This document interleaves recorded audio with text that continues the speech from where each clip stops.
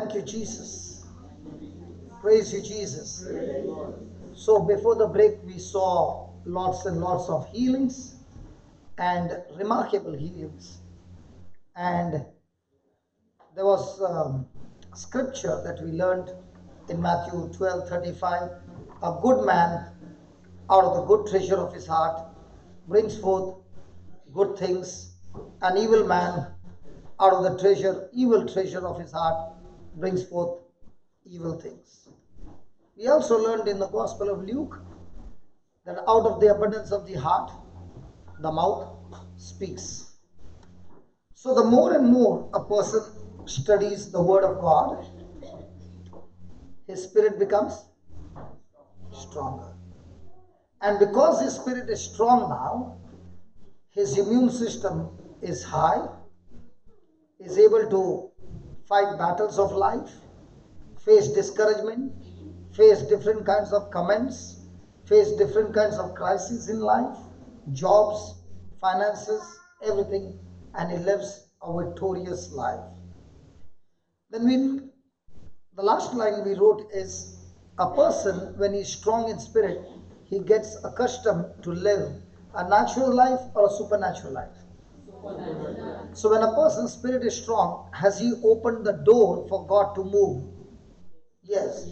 But the same person, when he's weak in spirit, is worried, is discouraged, is tensed, is stressed, has he kept the door open or has he closed the door? So you mean to say, is it easy to practice to be strong in spirit? No. But even though it is not easy to be strong in spirit, at least I cannot change the situations, but can I change my words? Yes. Can I change my words? Yes. And when I've changed my words, has it changed the spiritual realm? Yes. Have I got connected to the spiritual world? Yes. Does the spiritual world have an effect on the physical world? Yes. Just now, when we had a break, somebody said, I wanted my husband to come, but he would not come. Praise God. So I said, what do you say now? She said, one day he will come. One day God will make him come. Now with the scripture that we learned, is God going to make him come, or her words is going to make him come? But when she is saying, one day he will come, is it a strong spirit or a weak spirit?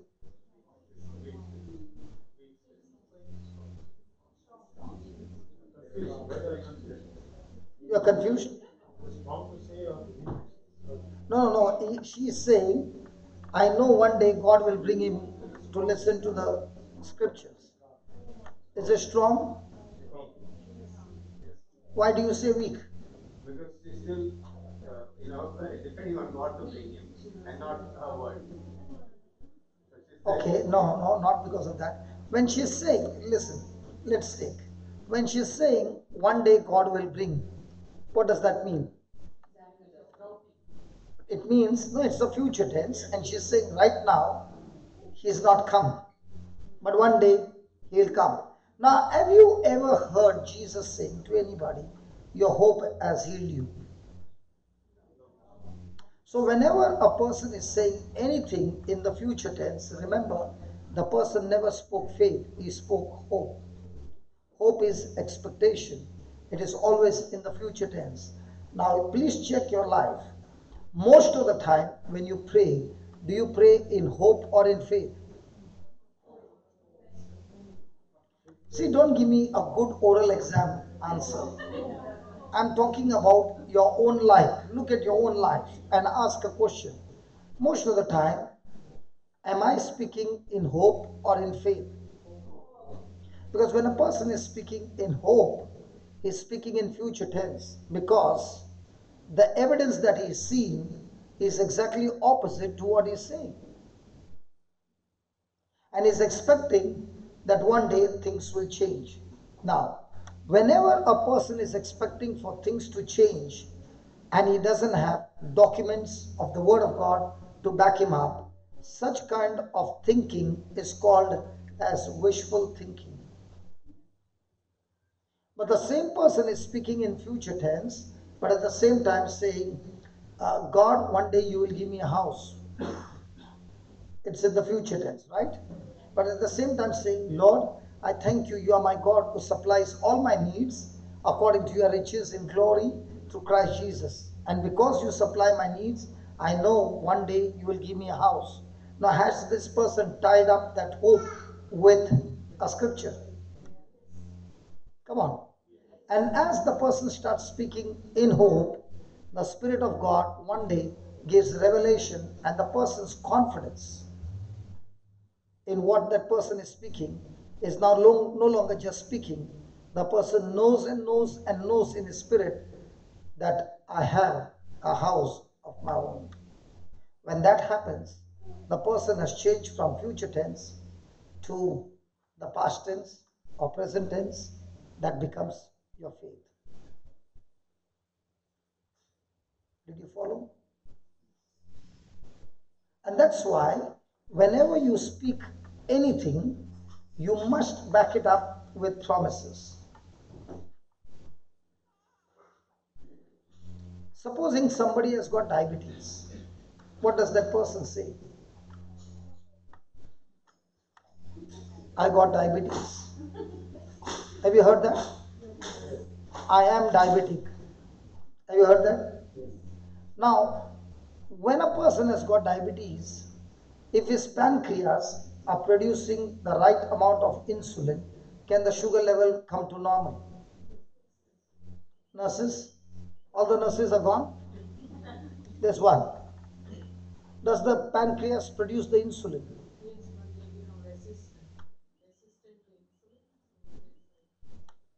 When a person is diabetic, they become resistant. Okay. Can the words make the pancreas produce insulin? That's where you went wrong.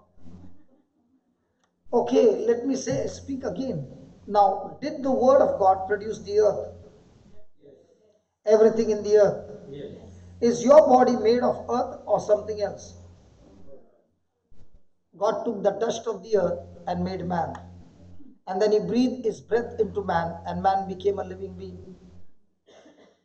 So if this earth has been produced by the word, and that earth is what God used to create your body, so will the body obey the word of God? I want you to give a try, okay? Supposing you got pancreas that are not producing insulin. So start speaking to your pancreas. Has anybody ever spoken to their spare parts? Spare parts means their internal organs. Hello? Okay. Now you will say, how come he's teaching us to say that?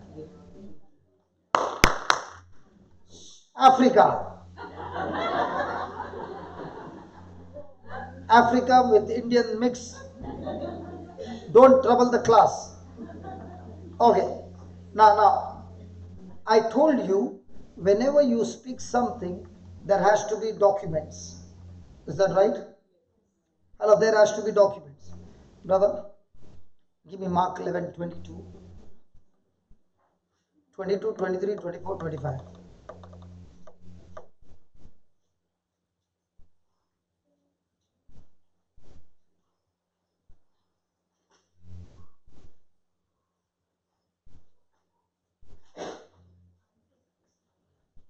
Tell me honestly, before this, have you ever run this program? No, I just learned it from Daniel before you What if he had not to teach you? mentioned. So, if it would not operate, that means there is a problem in the computer. Now, there's a problem with the user because he doesn't know how to operate. I am asking him a question. I said, have you ever used this software before? He said, no. But Brother Danny, before going, showed him how to use it. Okay? Now, supposing he did not know to use it, so the problem is with the computer.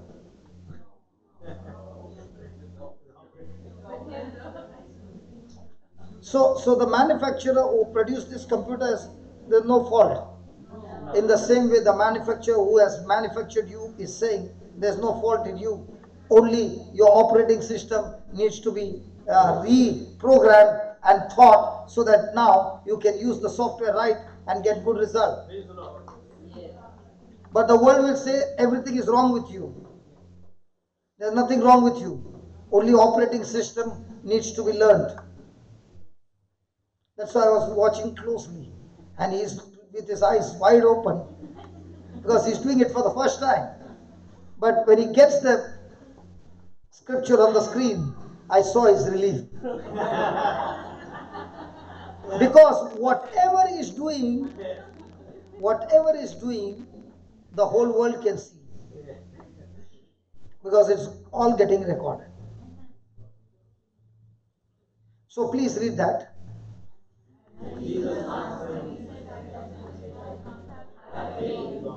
You know, when you read like this, you will never understand.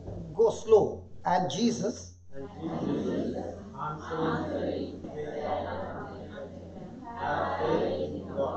Now, what did you learn over there? Do you see any question mark? But was there a question mark to which Jesus answered?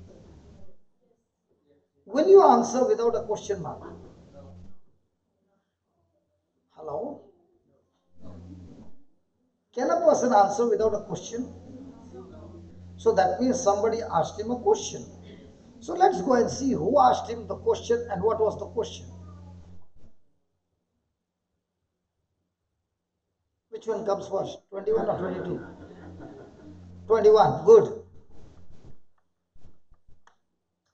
And Peter, calling to remembrance, said unto him, Master, behold, the fig tree which you cursed is withered away. Now, when Peter said these words, do you find any question mark?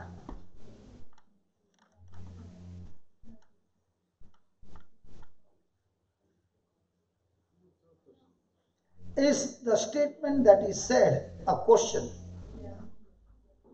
Who said yeah? Answer is right. Answer is right. Because he questioned, Jesus answered. Now, what do you think Peter must have questioned?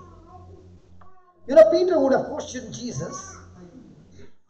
Can you tell me, Jesus, yesterday I heard you speak a negative word to a tree, and that tree died from the root today. Yesterday you spoke, nothing happened. But today, the full-fledged grown tree is dead. Can you tell me how did you do that? And based on this question, Jesus is not only talking to Peter, he's talking to the disciples. He's talking to everyone. That's why it is said, Master, behold the fig tree which you... So, Peter is talking to Jesus. Give me 22. Jesus answered and said to Peter. Come on, Jesus answered and said to Peter. Did he say to Peter? So why you did not correct me? Jesus said to Peter. Jesus said to Peter. Jesus said to them. No, Jesus answered and said to them, don't miss any word because every word has got a meaning. Peter must have asked a question, but Jesus is saying, the answer that I'm giving is not for Peter alone, but to everyone who wants to follow me. Everyone who believes in me. Are you included in that word, them?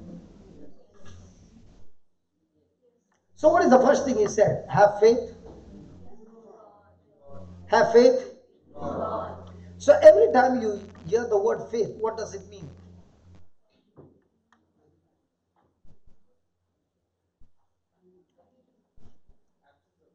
Brother Xavier, Do you have faith that this brother is sitting next to you? You listen to my question correctly. He's saying, I was so better when I was on the last row.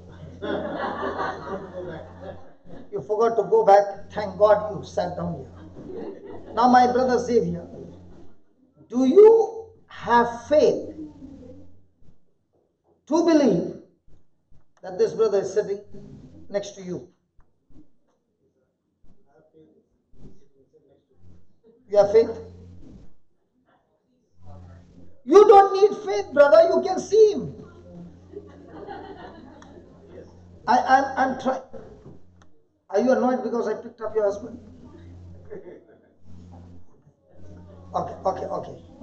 Okay, listen. You have to understand this. Does he need faith to believe what he sees? No.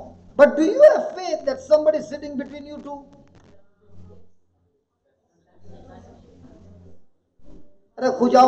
Sir. Don't scratch your head. Just tell me yes or no. Do you believe somebody is sitting in between you two? What about you? Do you believe somebody is sitting there? No. What? Now look at your wife. Do you believe somebody is sitting between the two? I knew. I knew that she would give me this answer. That's why I said, look at your wife, what she's going to answer. Okay, let me give you another one. I know that she will also give the same answer. Do you believe that somebody is sitting in between the two? Yes. Now, why these two are saying yes and these two are saying no? Because they are men, they are dumb. You mean to say the women are smart?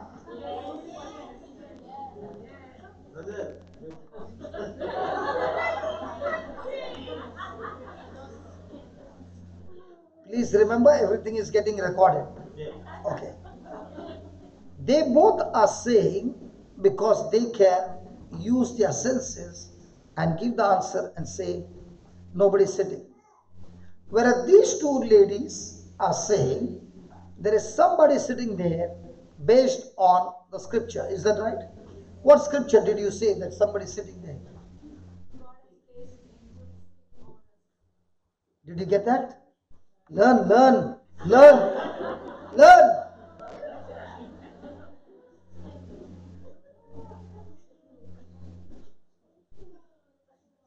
Husband, no? Learn from your wife.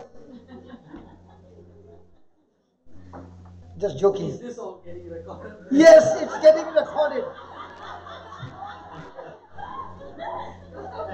But the best part is, You can edit it.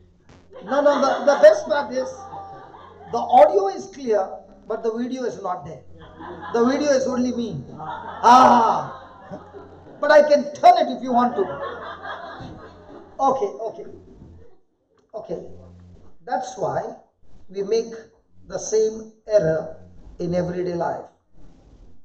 When Jesus spoke to them, he said, have faith in God means do not believe based on your senses, but believe based on his word.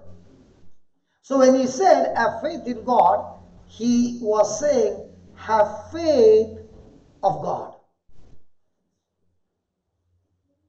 Now he's going to teach Peter and his disciples how to operate in the faith of God. Anybody interested? Hello, anybody interested? Yes. How to operate in the faith of God. Next line. Yeah. For verily I say unto you that see, if you are not responding, I'm going. That no, only one word. That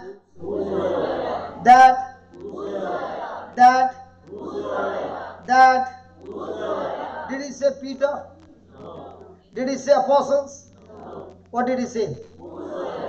Now, are you one of them? Unless you believe that, you cannot operate in the faith of God. Jesus said, whosoever. And if he said whosoever, you must say, I am that whosoever. Now, whosoever shall what? Shall what? Shall what? Shall what? Now, can you see there it is say or pray?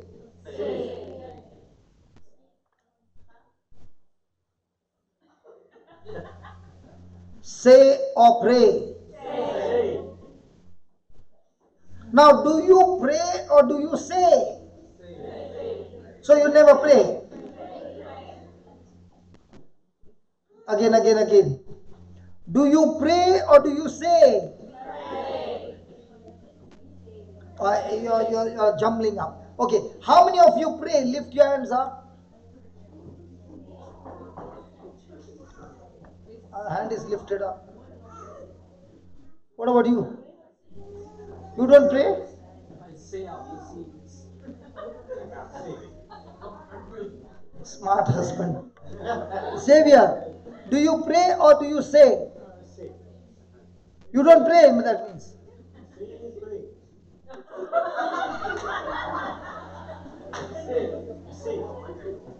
Should I take him to the court? Come here. Come here. Now this is the court. We are going to ask him some questions. This is my brother Xavier. Please stay be here. Let's see how you come in the camera.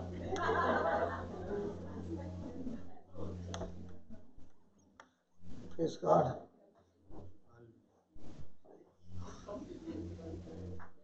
Thank you. Looking smart here.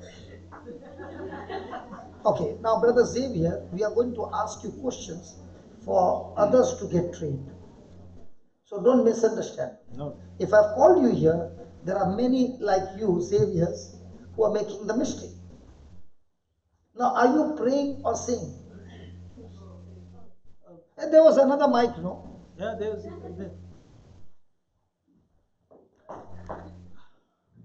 Because this conversation I don't want to miss. Yes, I'll hold it for you. Don't.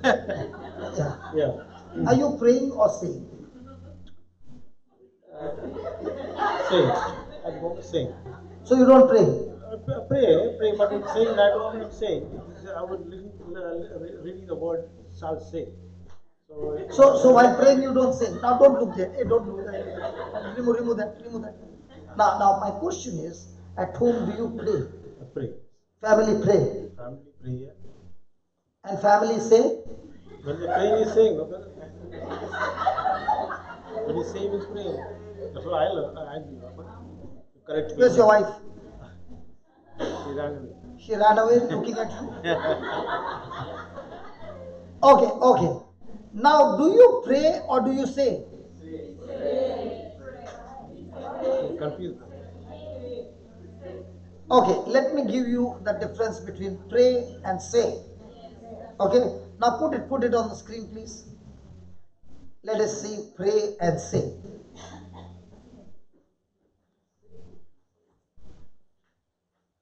Whosoever shall say unto this mountain. Pause. Now, do you say to the mountain or do you pray about the mountain? Say to the mountain. Say to the mountain. So at home you don't pray about your problems? Yeah, I'll say about the problem. Pray about the problem. The problem is your mountain. Problem is the mountain. Yeah. Correct? Yeah. So now, are you praying to God about the mountain? Yes. So are you saying to God about the mountain? Yes. No, I mean to the God about the mountain. Yes. You are praying. Yeah. You are praying. But are you saying to the mountain? No. No. Are you praying to God about your heart? Yes. Are you saying to your heart? No. Are you praying to God about your bones? Yes. But are you talking to your bones? No. So what's the difference between praying and saying? Who said saying is praying? Come here, come here, come here, come Praying to the here. God. Let's get her in the court. Come here. No, no, come here, come here, come here. She's going to give you the answer. Okay. Saying is faith, brother. Praying is like asking, Uh-uh. and saying is like that you already have that faith in you. He said it. Say it again. So, praying is like you're asking for something, but then if you're saying, like as you give an example, we don't talk to our bones or talk to any spare part. It's like we don't have faith to believe that we can talk to them and we can heal them. So,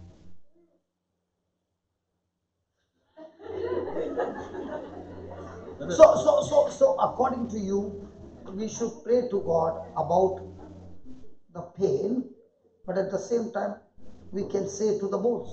yeah. Are you sure? Are you sure? Okay, huh?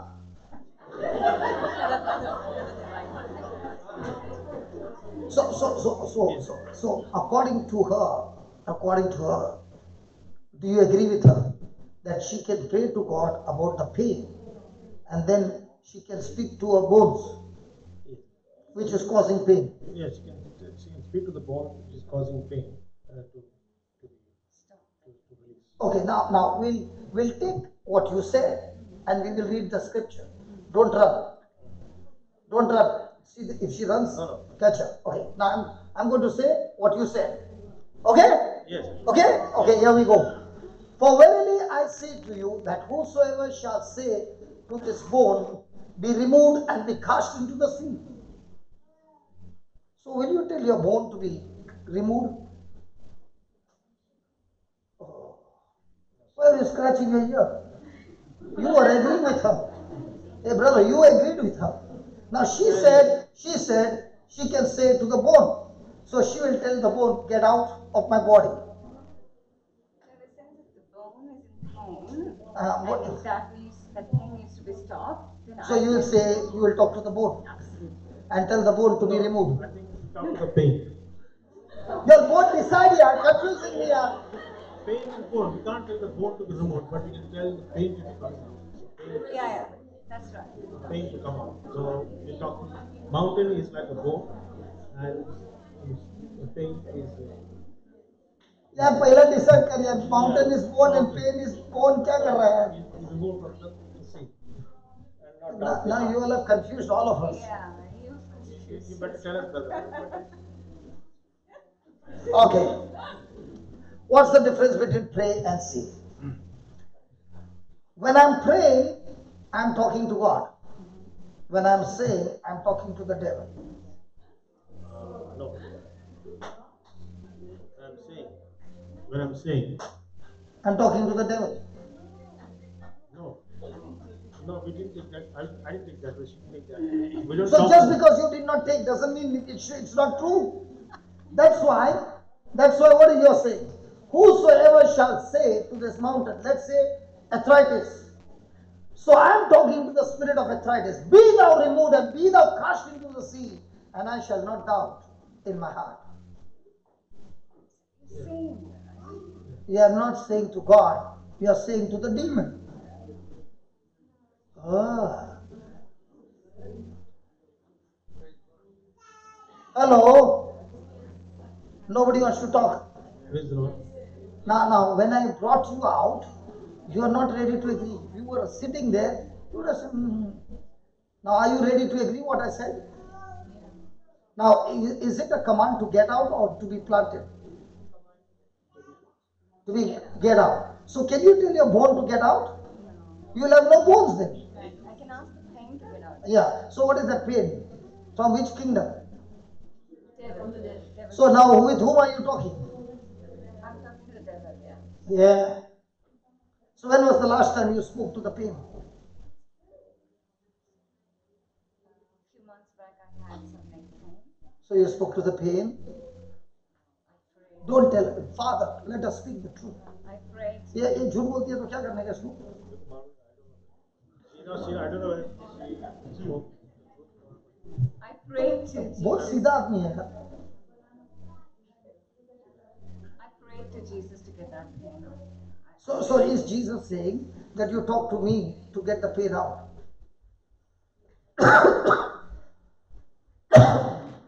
Talk. Saying that we can command to get that pain out from us. So to get the pain out is Jesus' job or your job? My job. So all this time what were you doing? Just praying. And what was he doing? Ask him. What were you doing, friend? Saying. We were saying. Pray. Pray to come out, not say. Praying to come out. Pray to come out means to say that whoever says. आप यार पूरा confuse करते हैं यार. When you pray, you talk to God. When you say, you talk to the devil. Yeah. Saying is Same good, thing. right? Because you directly confront him saying that get out from here. That's what. Good. Did you all both understand? Yes. Okay, let me explain again. You all go.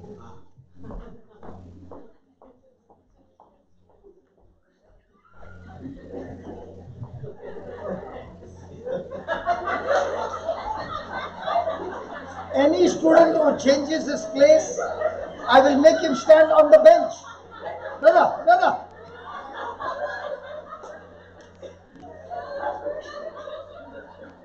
Praise God. He might say, you do what you want. After 10 o'clock, you are in my hand. You are coming to my house. I will see you. Okay. Listen. But honestly, why do you think I'm talking to Xavier like this? He is a man of a good heart. Even though we are having fun, he will not take it outside the door.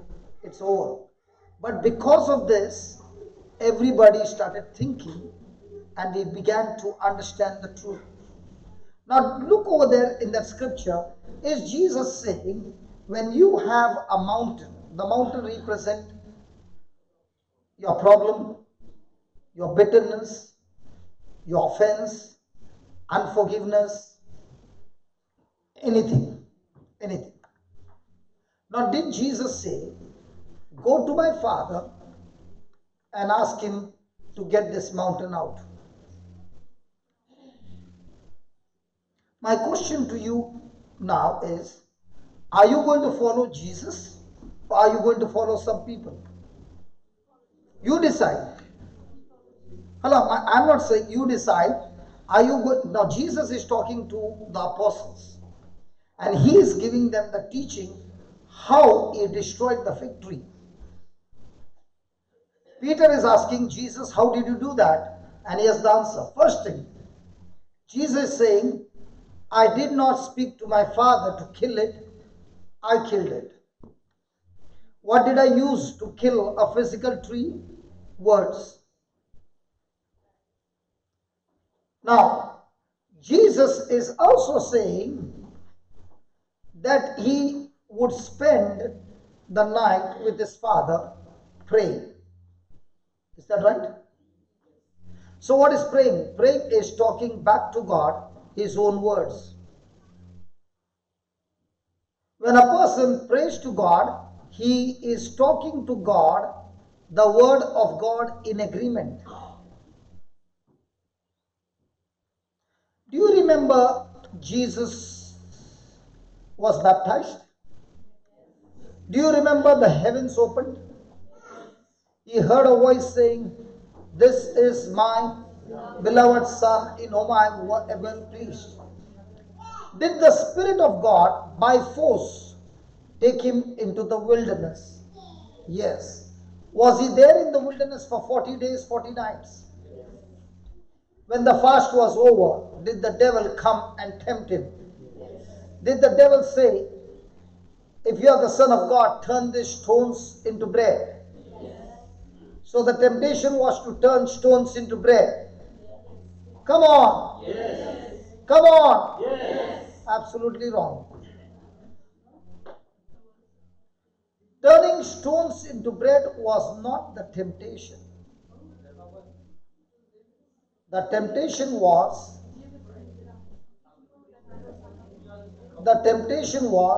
he had heard the voice of the Father saying, "This is my beloved Son in whom I am well pleased."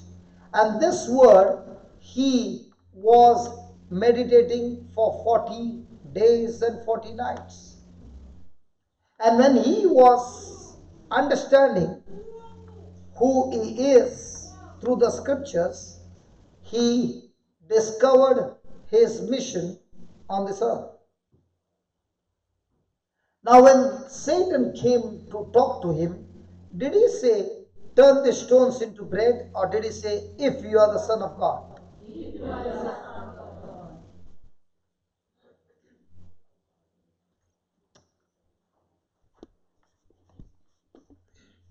I'm going to ask you a question now.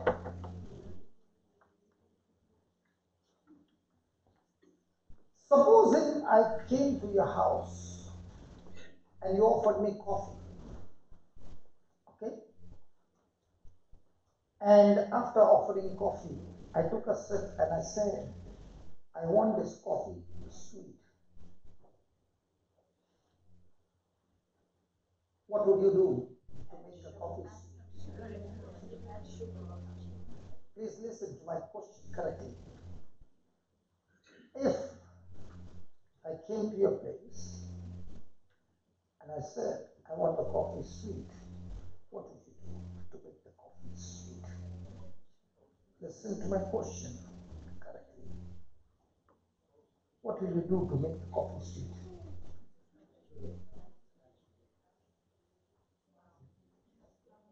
I sipped and I said, "The coffee is bitter." What will you do to make the coffee sweet?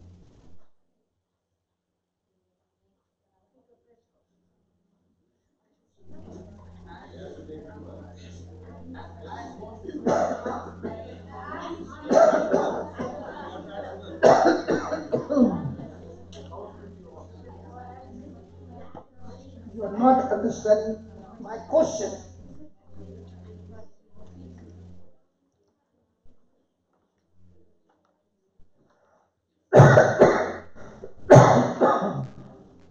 What will you do to make the coffee sweet?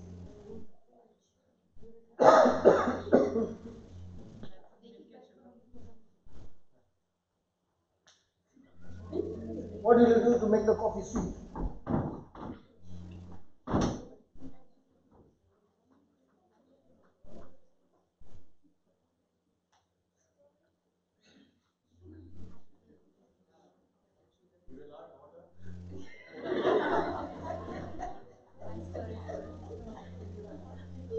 Did you hear my question?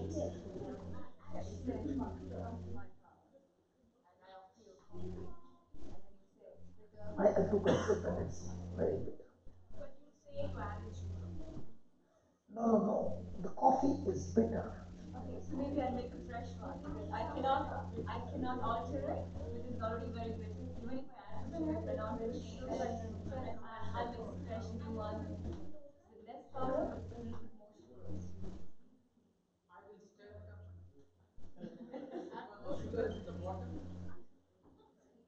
more sugar. I don't know how these Australians don't know such a simple question.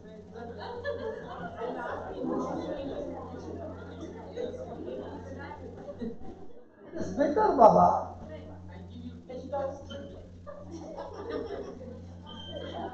No, listen. No, listen. No, I am not saying. I said, what will you do? I did not say add.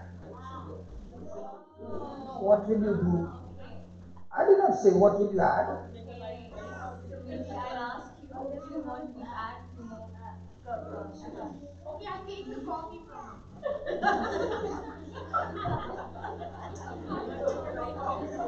Forget it. Forget it, yaar. Such a simple question. If I had to ask in India, I would have got a right answer.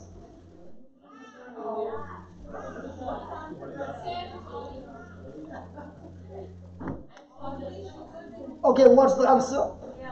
Simple. What's the answer? Simple.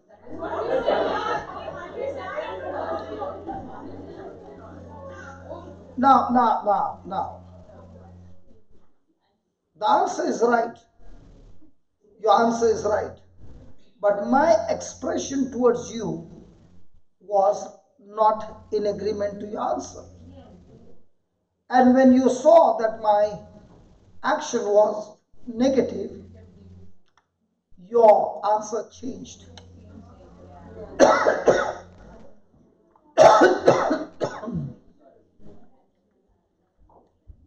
Why did your answer change?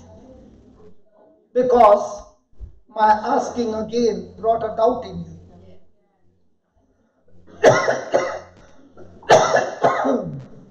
Is that right? Praise God.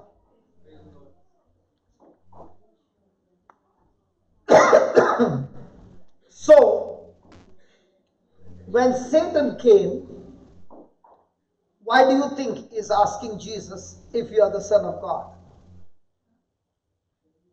The same way I asked you the same question, and you said, I will take the coffee back and prepare a new coffee for you. Why? If a coffee is bitter, you can't make it sweet. Who told you? Every time you take a coffee from the machine, it's always bitter. Do you take another coffee? Did your answer change? Why did it change? Because of my expression.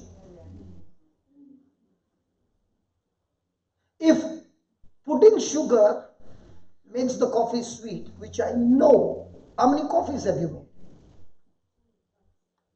And every time, did it become sweet while putting sugar? Then how come your answer changed?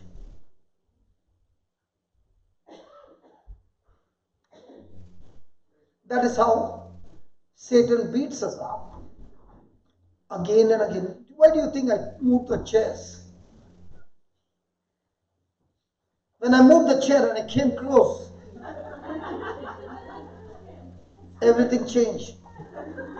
And when I came to you, I will add. What will you add, man? And somebody said, I'll put more milk in it. Somebody said, I'll put more water in it. The answer was so simple. Add sugar. If the thing that I know, when the pressure is put, my answer changes. The same way, when I'm going through my life, Satan begins to question what I'm studying in the Word of God. And that's why you must be extremely sure. So now when the people come here for the healing, am I 50-50 or am I sure? Am I sure on what I'm doing? Am I sure on what they are doing? Or am I sure on what Jesus did on the cross? I'm not interested in what you have done. I'm not interested in what I have done. Because every promise is based on what Jesus did for me on the cross. But if you look into your life is governed by what you have done. Every time you believe in God's word, you believe based on your ability. And it doesn't work.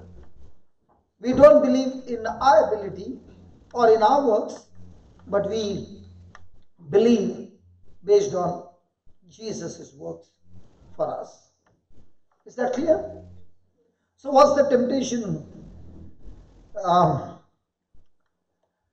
Stones to bread? No. That's why he kept asking Jesus again and again, if you are the Son of God.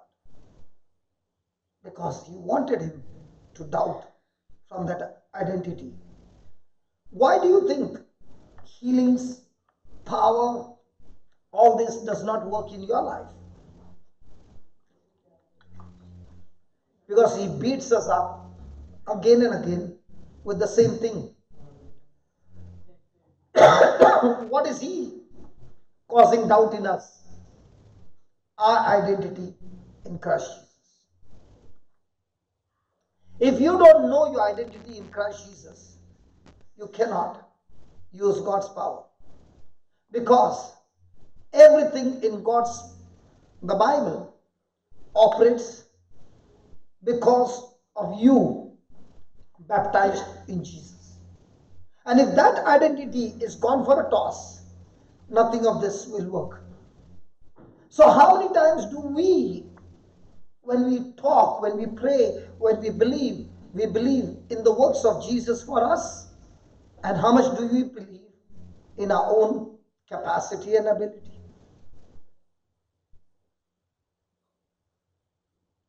Do you understand what I'm saying? Now, imagine 30 years, the wife was crying for his healing. She loves him, but she finds herself helpless. I want to help my husband come out of this pain, but I don't know how to get him out of his pain. But the moment she knows that she is who she is, an identity in Christ, does she have the power to kill that sickness? Yes.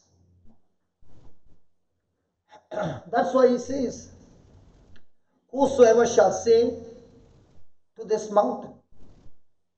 So when you're speaking to the mountain, you're speaking to your problem. And we are speaking to the problem. Now, if you can go on the YouTube and search every healing that took place, in all these healing, this sentence comes.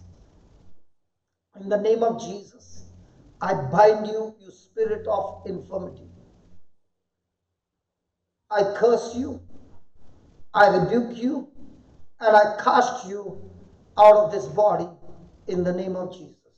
You'll see me always using this line. Why am I using? Because he said, I can speak to the mountain and command it to be uprooted from the root and be planted into the sea. What is so special about the sea? The sea has got salt, and salt kills. So when you plant that spirit into that sea, it can never come out. It is terminated, finished. Can you see that spirit of infirmity? No. But do you believe it is there? Yeah. Because the Bible says in Acts 10:38, put that Acts 10:38, it says, God anointed Jesus of Nazareth with the Holy Spirit and with power, so that he went about doing good and healing all who are oppressed by the devil. So the Bible is absolutely clear that when Jesus healed the sick, they were oppressed by the devil. For God was with him. Is it there? Can you read it, please?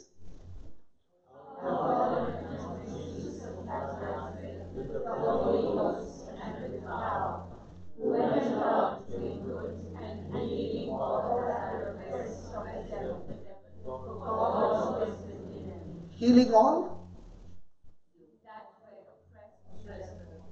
So is it clear? Hello, is it clear?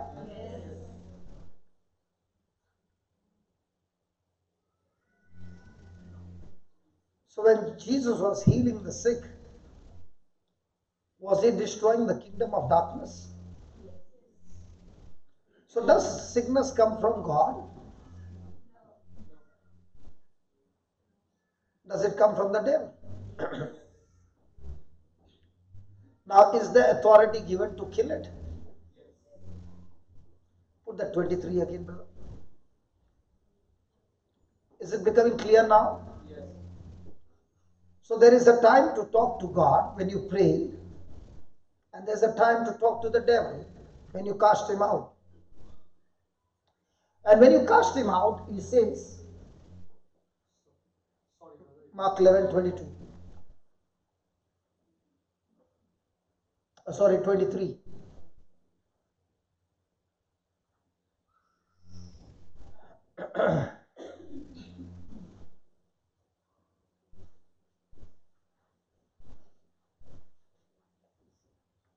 When it comes on the screen, I can see the smile.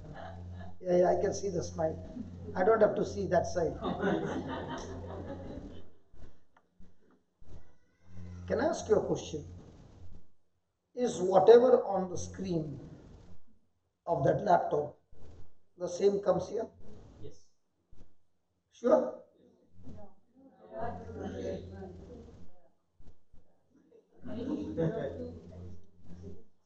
Because he has not put it on duplicate, he has put it on extension. Anybody operating computers? Extended screen? Nobody knows. I don't know why Australia is so behind.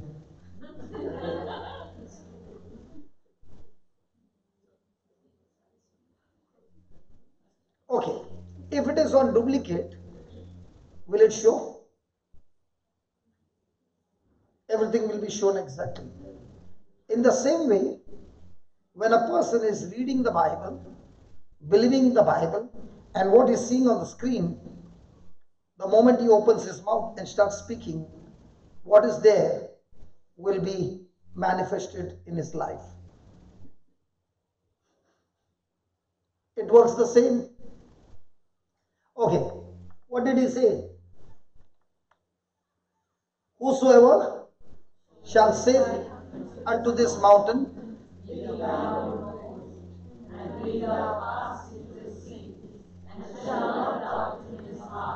and shall not doubt in his mind, mind, mind, mind, mind. Why not mind? Mind is where the devil is.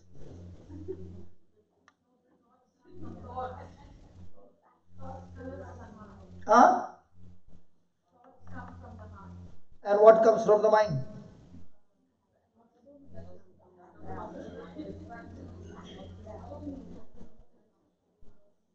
Do not doubt in your heart. He never said do not doubt in your mind.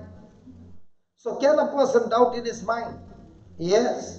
Is there any problem? No problem. But when he doubts in his heart, is there a problem? Complete problem.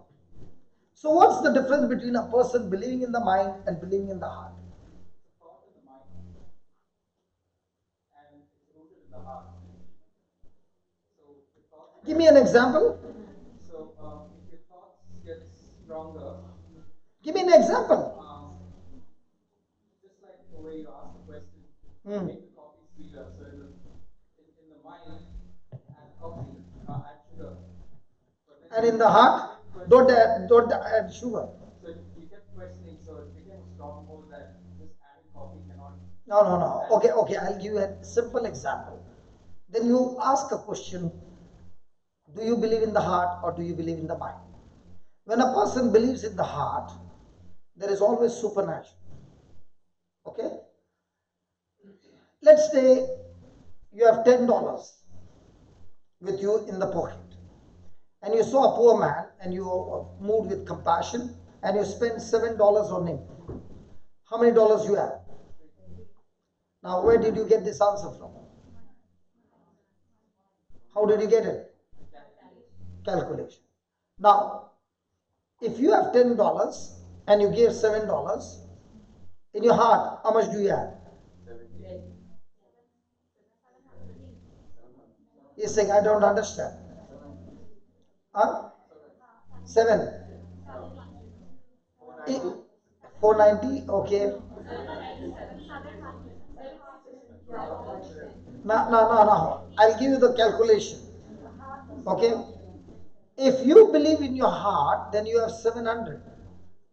Now you'll say, from where did that 700 come? It came from Luke 6:38, which says, give and it shall be given unto you, good measure, pressed down, shaken together, running over, men shall give unto your bosom. With what measure you give, it shall be measured back to you, 100-fold. Now, my sense says 3. My heart says 700. Now, if I doubt here, no problem. If I doubt here, then I'm no longer operating in the divine. I'm operating in the natural. It will never change. So doubting in your heart is when a person has disagreed to Jesus' words. Are you following? So most of the time, the question is, do I believe in my heart or do I believe in my mind? Now today, for example, did you go for Mass? Yes. Was there an opportunity for us to make excellent deposits that would multiply? Offertory time. At that time, your purse opened and put the largest currency. If you believed in your mind, you did not even look at it. If you believed in your heart, you were all passionately waiting. This is the anointed time to put my best to the Lord. So most of the time in our actions, do we operate in the mind or in the heart? If you go and ask a person who is in medical science, say, sister, okay, yeah.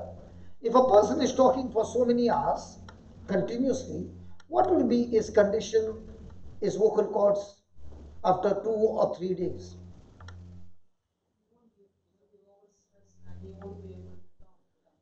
Now, how many hours did I speak?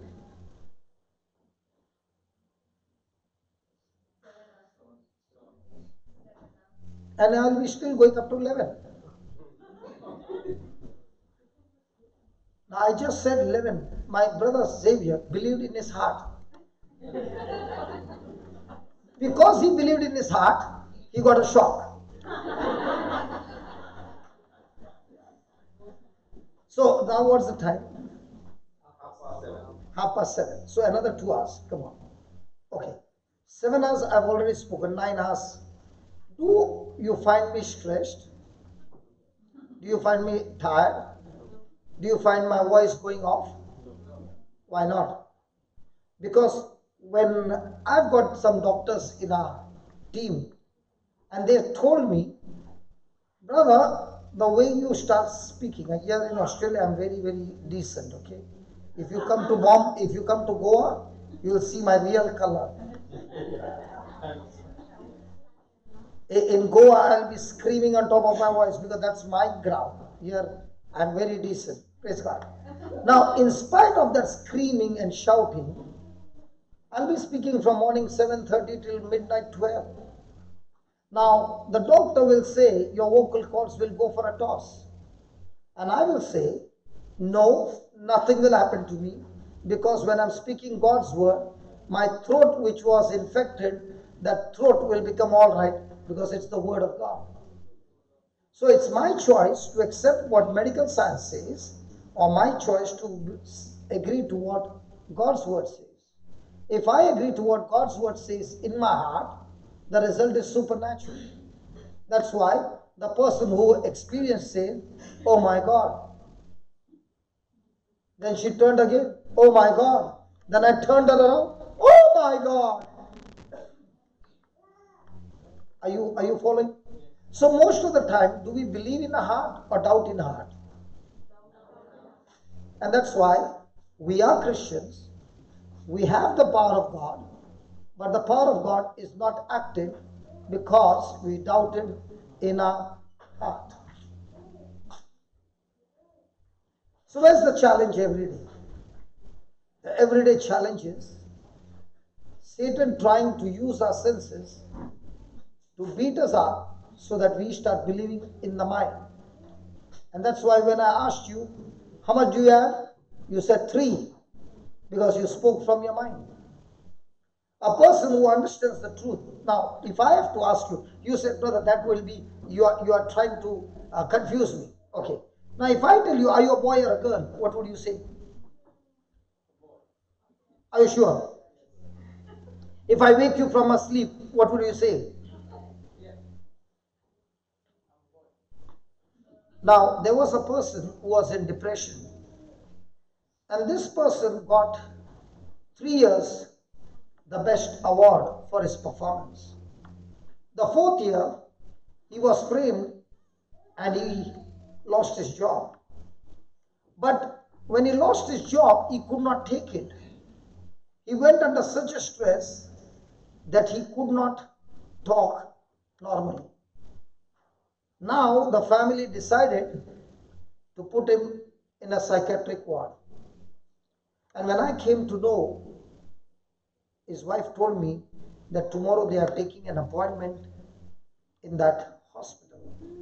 And I said to her, if he goes there, I'll lose my friend forever. Give me one chance, just one chance. Let me take him for 15 days. I'll bring him back. And she said, okay.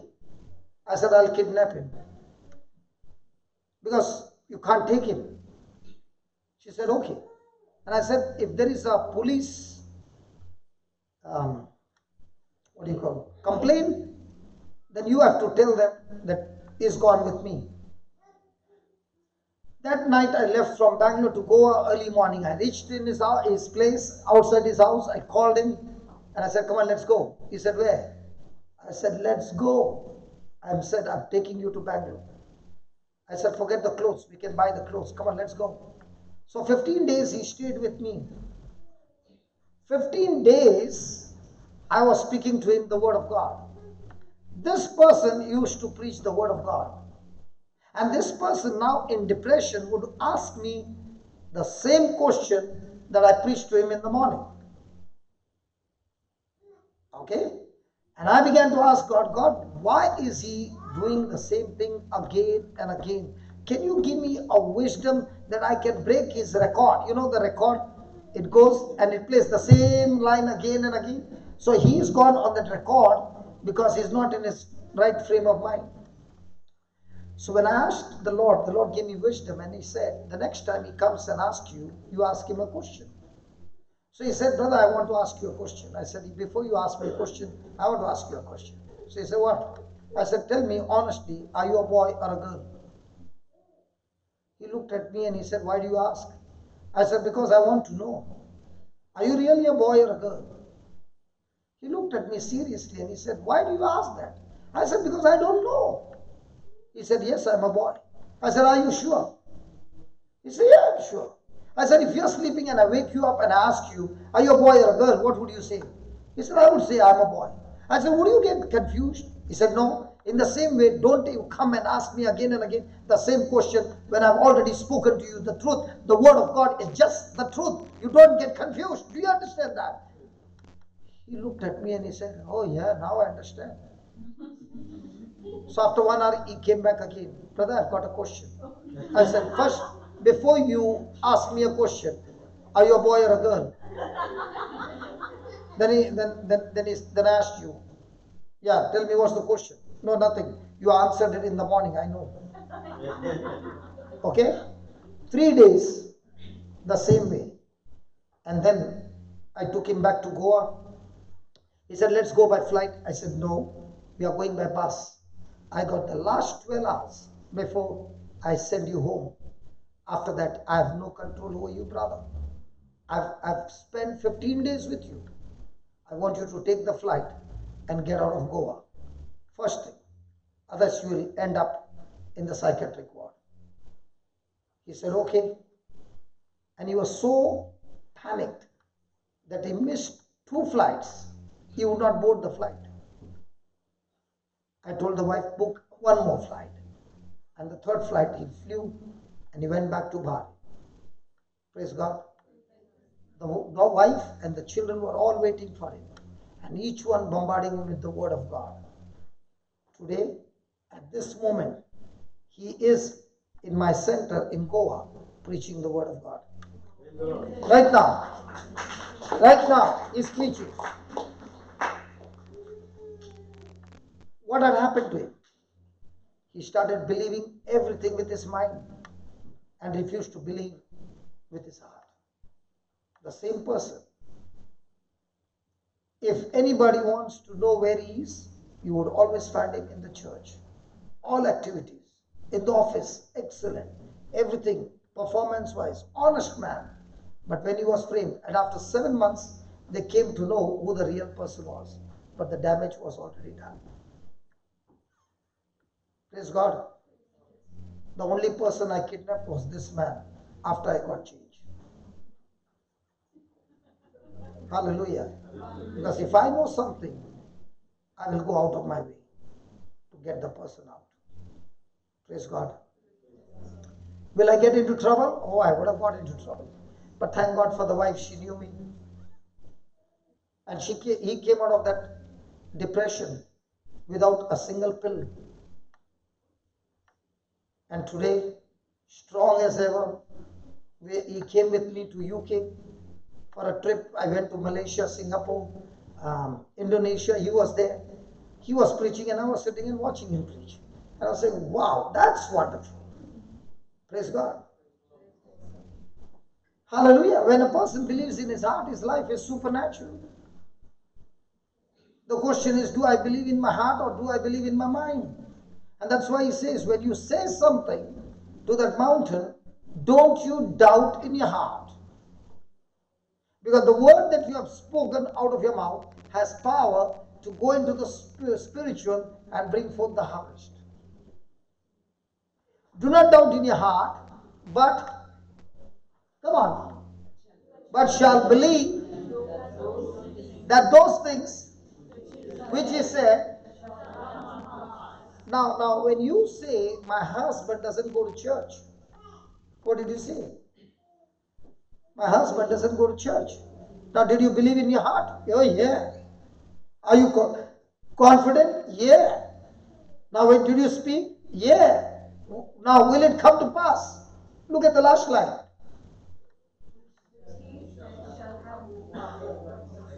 He shall have. He shall have. He shall have. Hello, he shall have. She will have. So what are you saying?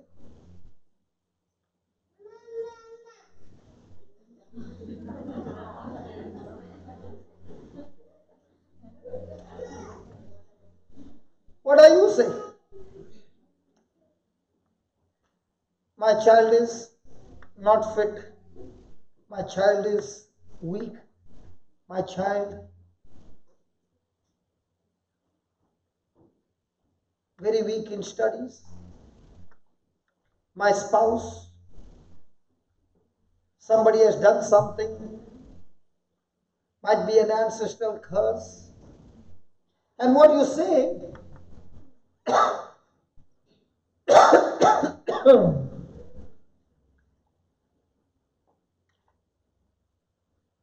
and what you say,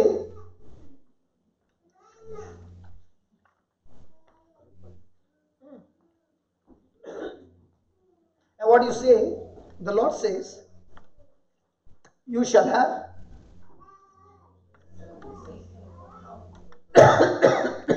If you understand this principle, can you change your future?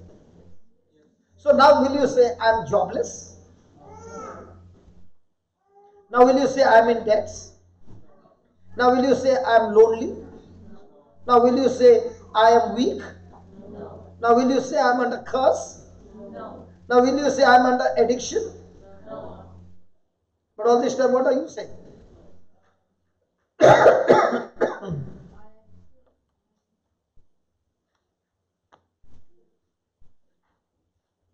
Praise God. Can you write down some notes, please? Did it help you? So are you supposed to pray or say? So you don't have to pray. Hey, come on, after all this now, come on, talk to me. Are you supposed to pray or say? So you don't have to pray.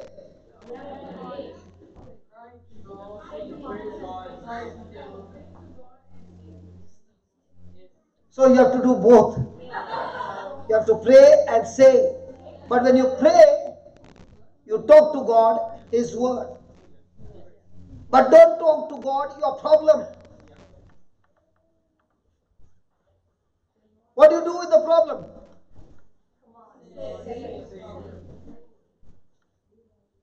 Okay, let's have a demo. Sister, you came late. Do you have any pain? Yeah, good. She has got pain, man. Praise God. What pain you got? Loss, very good. What loss?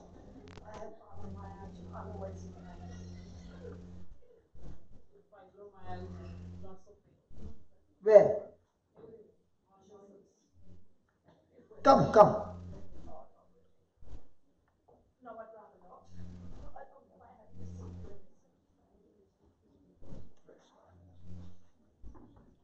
Okay, write down the notes.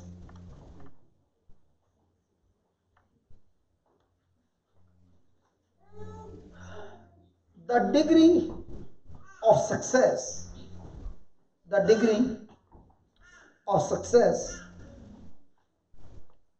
the degree of success we experience, the degree of success we experience is directly connected, is directly connected to the conditions of our spirit, is directly connected to the condition of our spirit.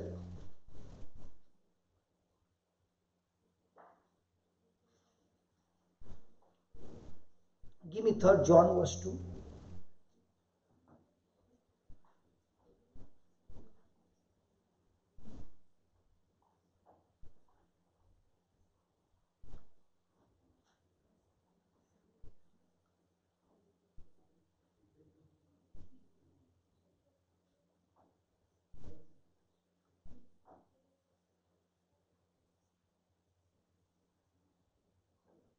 Can you read?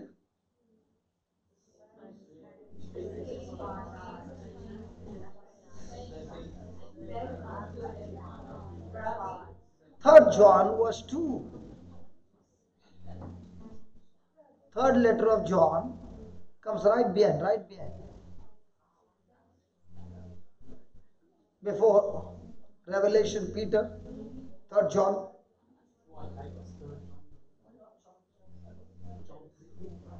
Not John 3, third letter of John.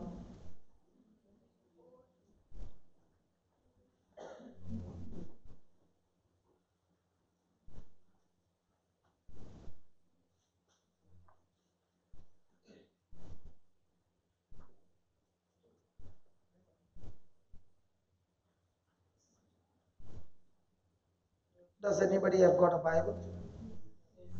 Read it. Beloved, I pray that everything will go well with you and that you will be in good health even as your soul prospers. Good. Good.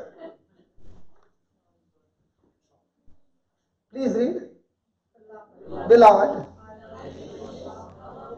above all things, that you may. So is the gospel talking about prosperity? Hello? Is it God's will for you to prosper? Sure. Okay, then. And be in good health or sick? Sick or health? Health.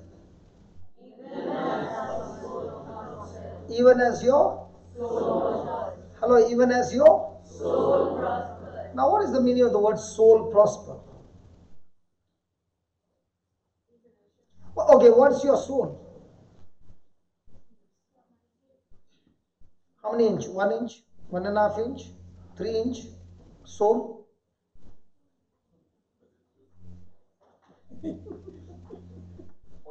Or 6 inches? Pointed one? Come on, which soul are you talking about? Not the shoe. Okay, what's the soul? The soul is my mind, my 5 senses, my will, my desire, my emotions.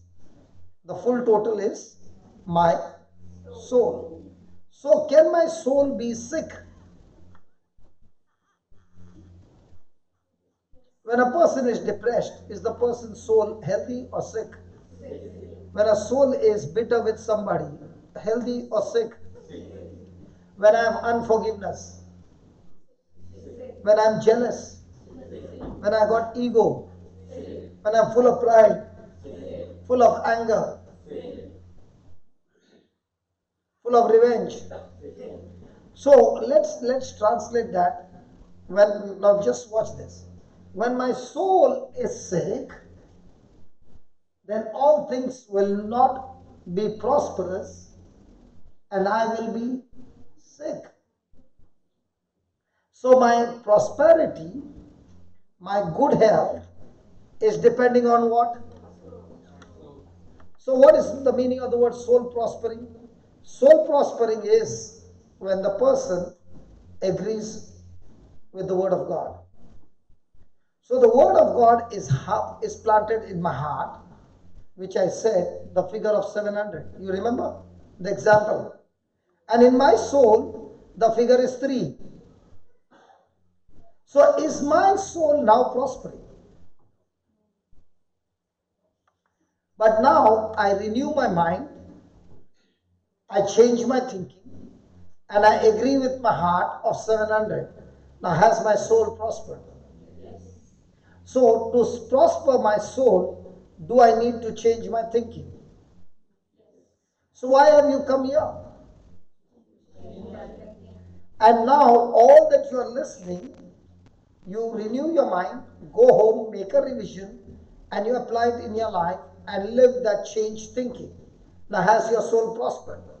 Yes. Now because your soul is prospered, will there be prosperity chasing you? Yes. Health chasing you? Yes. Goodness of God chasing you? Yes. So do I need to chase that, or do I need to see to it that my soul prospers? So if these people who came here and got healed, did I explain to them what's going to happen? Yes. Did they agree to it? Yes. Did they change their thinking? Yes. The moment their soul prospered, everything changed. So if a person is before walking in and afterwards going out, has not changed his thinking, will that person profit anything? So profiting in the kingdom of God is depending on God or me. Who said that? Who said that? Hey, is it depending on me or God? So the ball is always in my court or God's court? All these years, where were you putting? And you are not prospering your soul. And you are wondering, I am praying so much, fasting so much, going for this retreat and that retreat, but nothing seems to happen. Nothing seems to happen because your soul is still sick.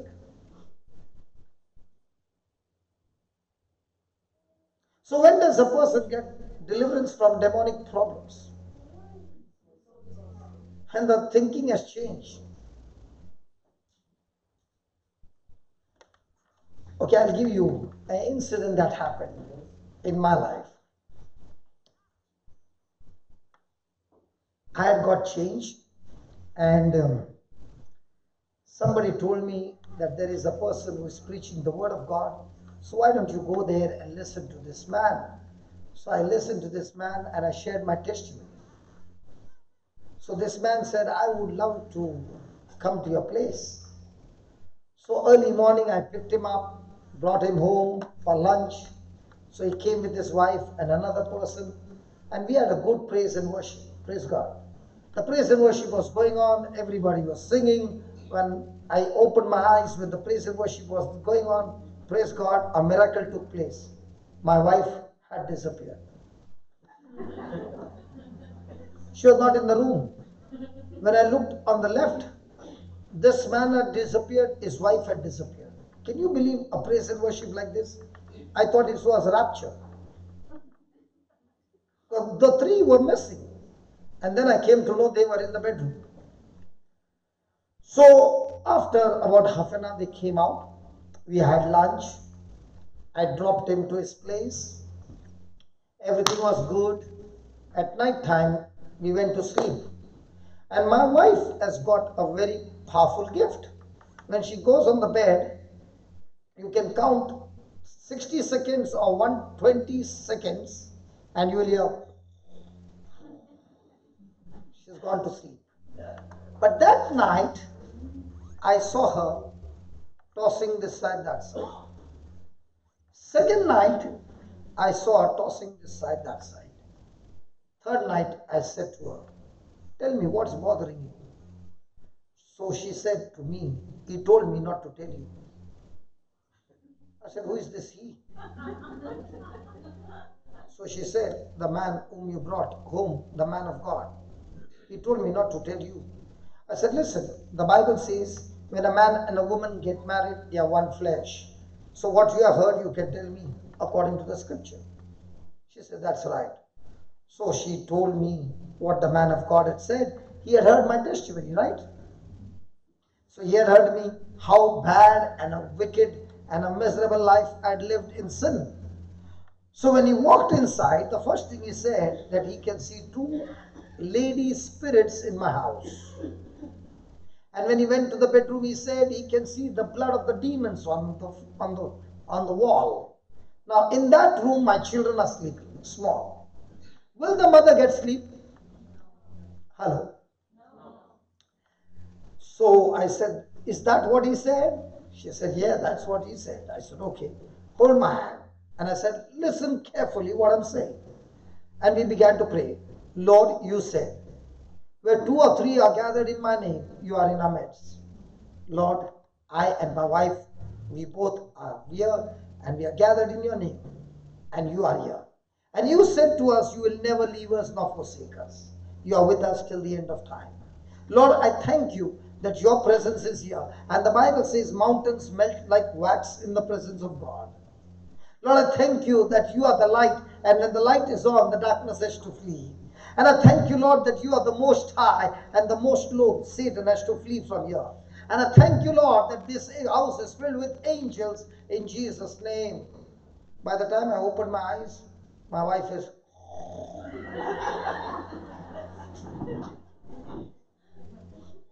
And that day, I made up my mind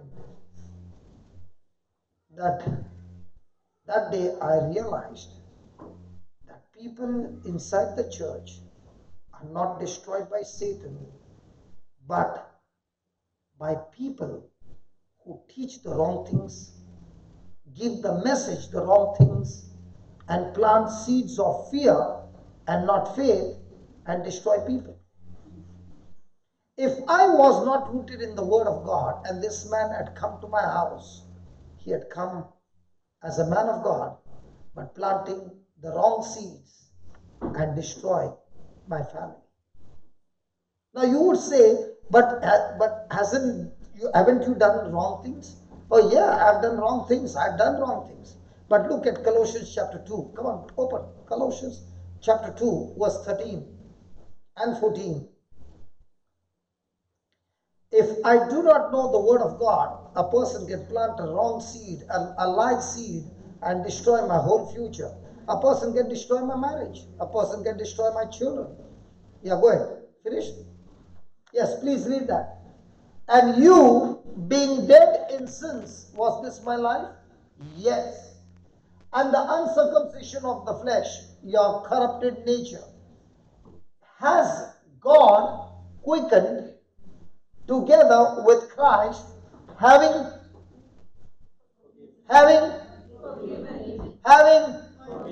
what?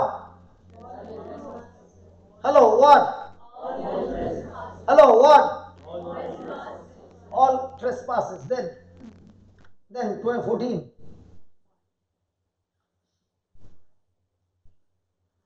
Read that. Pause. What is the meaning of the word blotting out? Did you ever use blotting paper? Suck it out. Some Bible will say wiping out. Some Bible will say cancelling. So, blotting out the handwriting of ordinance. Come on, read it.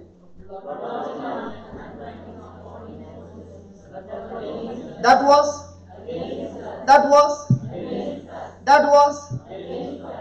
Okay, let's say I committed a crime. Okay, and because I committed the crime, Xavier is a policeman and he got orders from the judge to arrest me, which is called as arrest warrant. Based on document, he can arrest me. Is that right? So on his side, he has got an arrest warrant, and on the other side, I've gone to the court and got a bail. So when I show him this document, can he arrest me? You understand what I'm saying? In the same way, I have done crime for which there's a document issued by which I should be punished and sent to hell for all eternity. The document was released against me. Now what did Jesus do? He took that document, blotted out, which was against us, which was contrary to us. He took it out of the way and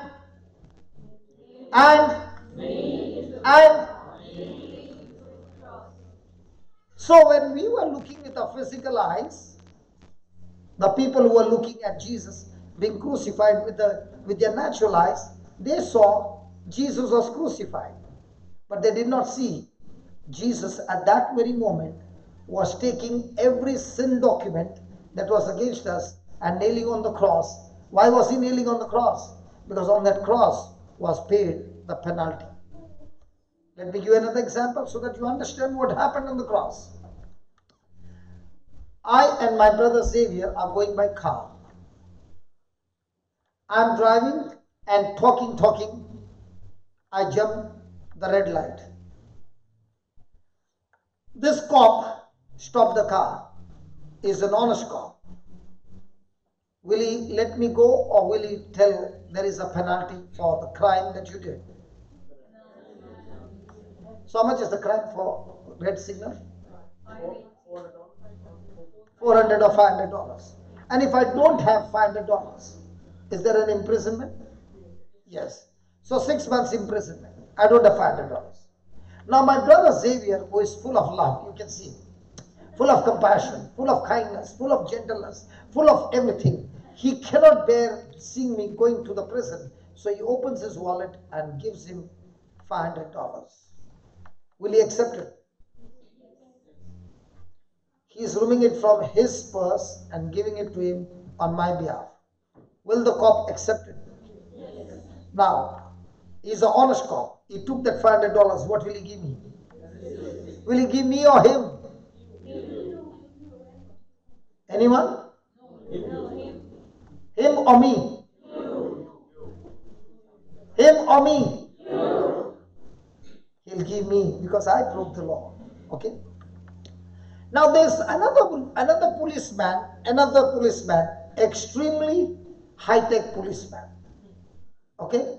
He has got a wireless message, such and such license number car has jumped the red light and he is on alert. And he sees my car passing by. So he comes after me chasing and stops the car and says, I have to book you. What for? You broke the red light. Which place? Such and such place. And I've got the whole video recorded.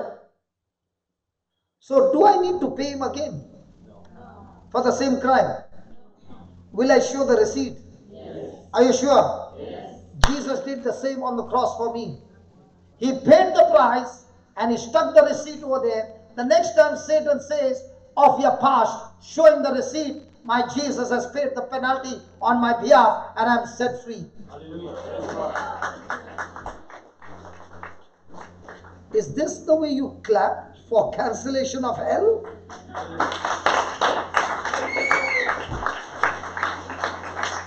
Can we please stand up and clap? Come on. Hallelujah. Hallelujah. Please sit down. If a person understands that scripture, you know what that means? Every time the devil speaks to me about my past, I say, listen, I got the receipt. And this receipt says, penalty paid in full. Now, if a person doesn't know this receipt, will he go into the prison? Are you following? Only the truth can set you free.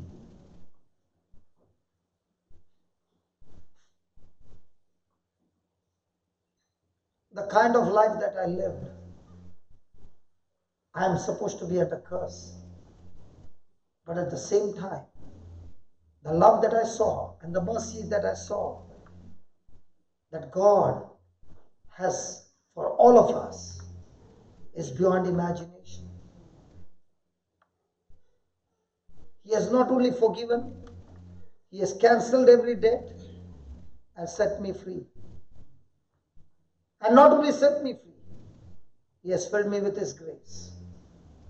And unless my soul agrees to that, I can never enjoy that.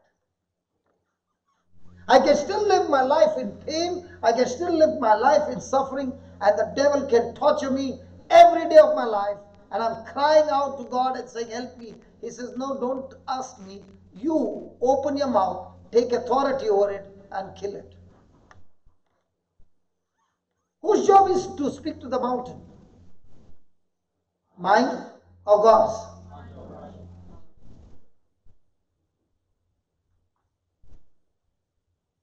Somebody gifted you a car, beautiful, expensive car, and you never went for training, but you employed 3 servants. And what are they doing every day? You are sitting in the car and they are pushing the car around. Don't laugh. When people look at your car being pushed in the marketplace and the servants pushing and sweating, how would your life be? All the other cars overtaking you, even a bicycle is overtaking you. Even the person who is walking is overtaking you, and you are in the car. Then one day, somebody says, why are you doing this way? Come for the training. And he begins to train you. Now, how would your life be? Do you know why we have come? Because Jesus wants to train us how to reign a life through His word. Hallelujah. Hallelujah. There are some of you who are sitting here and saying, I might be under curse, brother. Please pray for me. Let me destroy that curse forever. Give me Galatians 3:13.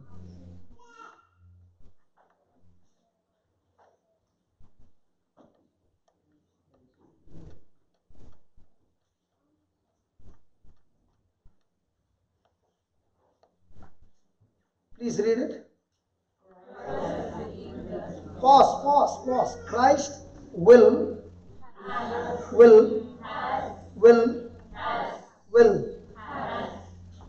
Do you know every promise of God in Christ Jesus is in past tense?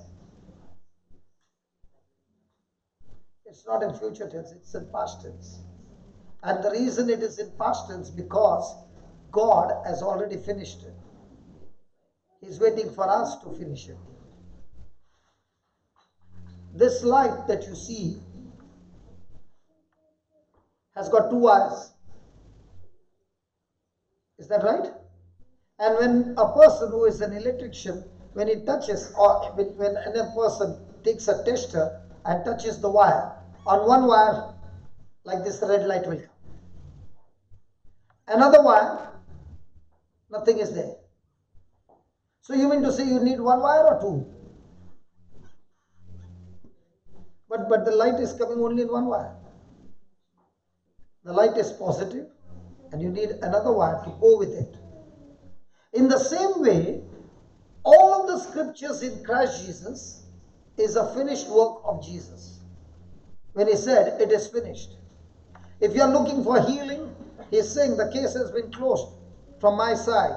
I have declared to you, by my wounds you have been healed. Now for the healing, where's the problem?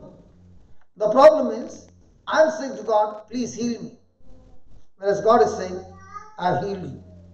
So now the question is, do I believe in what He said, or do I believe what my legs are saying?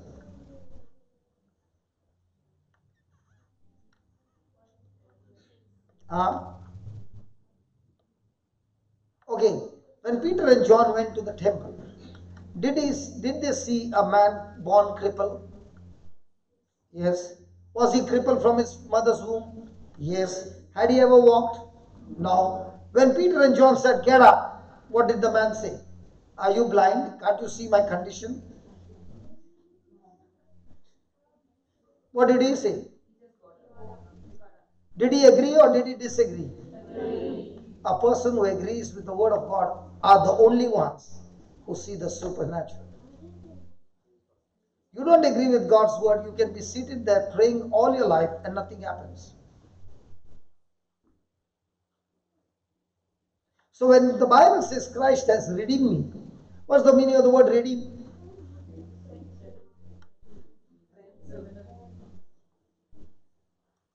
What is redeem? Pay the penalty. Having taken from them.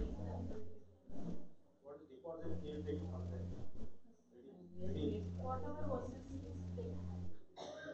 Supposing I kidnapped your husband. Correct. Supposing I kidnapped your husband and I told you, you want your husband back, pay me so much. What would you say? Keep him with you. Huh?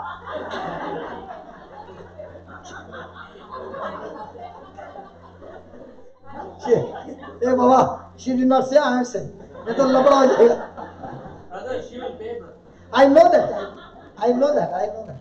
I know that. I was just fooling. Now, you are paying me the money, right? To get back what's yours or mine. But he's with me. Even though I have captivated and kept him as a prisoner, he still belongs to you. So now, when you go and buy a dress, do you redeem? There also you are paying money. Oh, here they don't pay money. Pocket mein milte kya? Huh? They pay, no? And we men are always shopping. Men love shopping, praise God. So men, when you are shopping, do you redeem?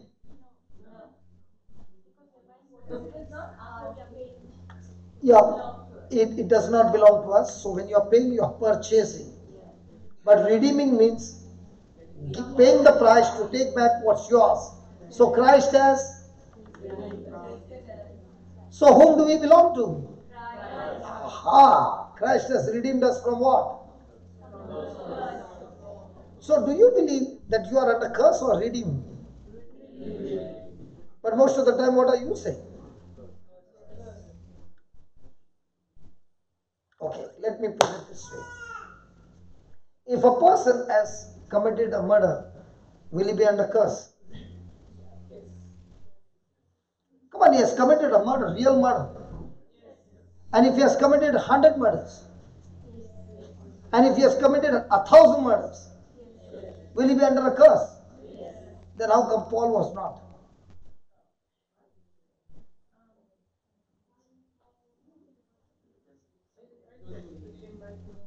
Hey. How come Paul was not? Hey. Listen. He was on his way to Damascus to finish more Christians. Now, the moment he met Jesus, did he change his thinking? Now, did he have to go through a 1-year crisis and then everything changed? How much time did it take for his curse to break? Huh? No, instantly. Now, but on the third day, was his sight restored? Everything restored? So how many years does it take for your curse to break? Whereas you have not even committed murder, man.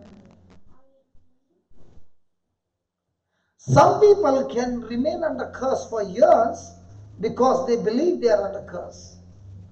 And they refuse to believe what Jesus has done for them. Now, when Paul understood the mercy of God, did he rely on what he did or what Jesus did? So, in the old covenant, we get blessed when we do good. We get under curse when we do bad. In the new covenant, when does a person get blessed? When he does, when he does, hello, when he does, brother, am I confusing you? You are looking like this. I'm getting confused. Why are you looking like this? Full day you were smiling. Now you are looking at me like this. Hey, tell me. Don't look at him. Sister is looking at you. I'm not troubling him anymore. He changed his place from there, came this side. Okay. What was I saying? Yeah. What was the question? In the New Testament, when does the person get blessed? Give them a chance. I know you have been listening to the teaching. Hello, when does a person get blessed in the new covenant? Okay. When he does good? See, in the New Testament,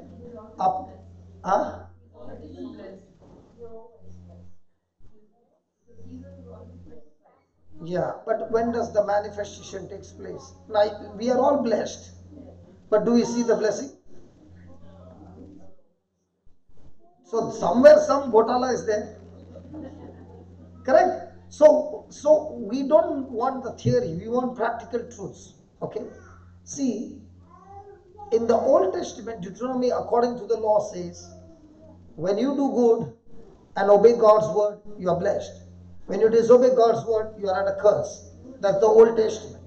In the New Testament, give me Ephesians 1:3.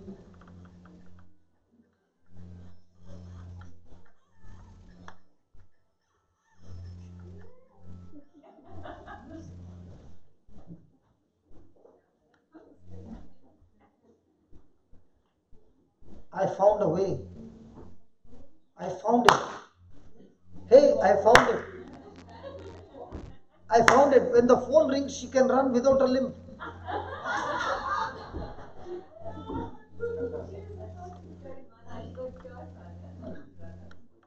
But what I saw just now is she ran without a limp. Okay, Ephesians 1:3. Please read it. Blessed be God.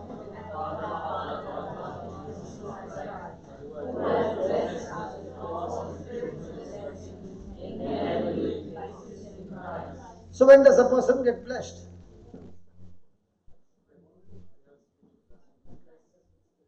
When does a person get blessed?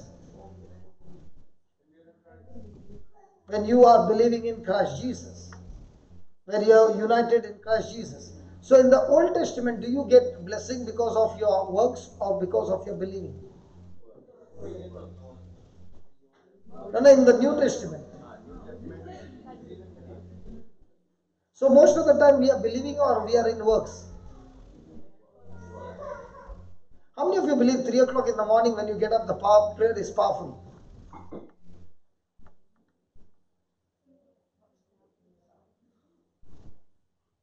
Is the Bible speaking about timings? Hotline, busy line, morning hours, the traffic is very busy. Morning while going to work, traffic is busy. Is it the same in the spiritual realm? When it comes to prayer? 2 o'clock, little less, 3 o'clock, extreme high. Now when what we prayed and everybody got healed, it was not 3 o'clock. Hello? Whenever the person believes, the switch is on. It's not at 3 o'clock the switch on is more powerful. Hello? It's your heart condition. I'm not getting up 3 o'clock so that the power will be more. I'm getting up at 3 o'clock because I want to talk to him at 3 o'clock or 4 o'clock. I want to be in intimacy with him. Change. Hallelujah. Hallelujah. So, Do we get blessed in Christ Jesus? By believing. So every promise of God is received how? By believing. Okay, let me put it this way. Have you ever been to a buffet? Is the food laid down there? Supposing somebody called you for wedding, the buffet is laid. Do you need to pay?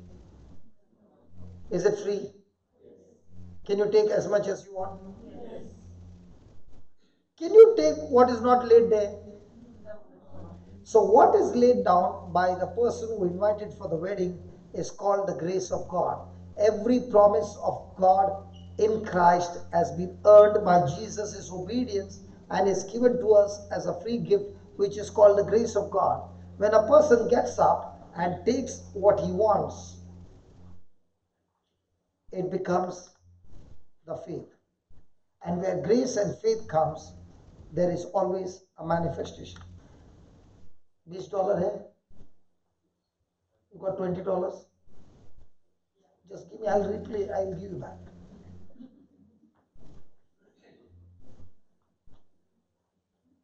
Australian manga, 28.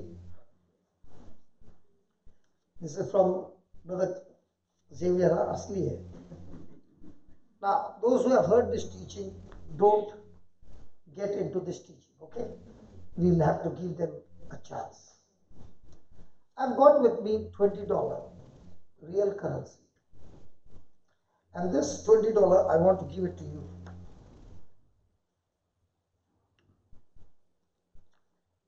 Australian only, no? You all know this? Yes. 20 figure. This is a $20 Australian currency. I want to give it to you.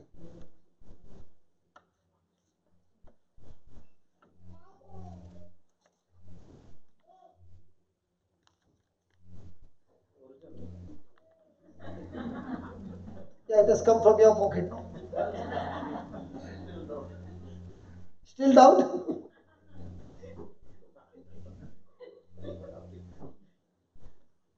Last time, I want to give you this $20.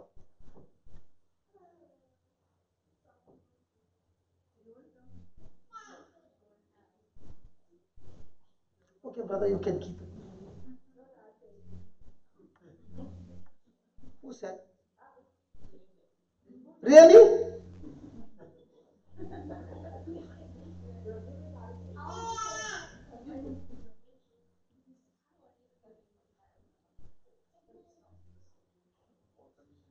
You can keep it. Now, did I say a simple English?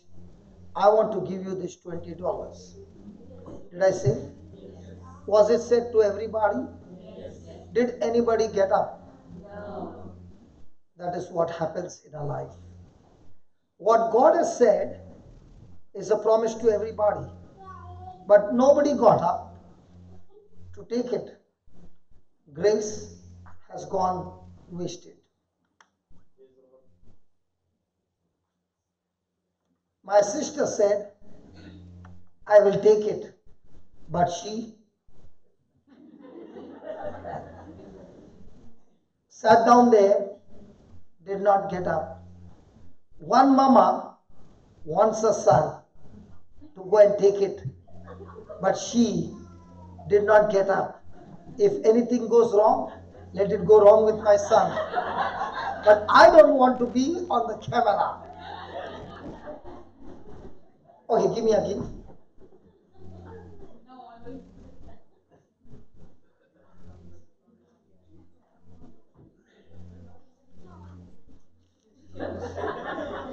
क्या मंत्र मार के नहीं देंगे? Okay, again. I want to give this $20 to you.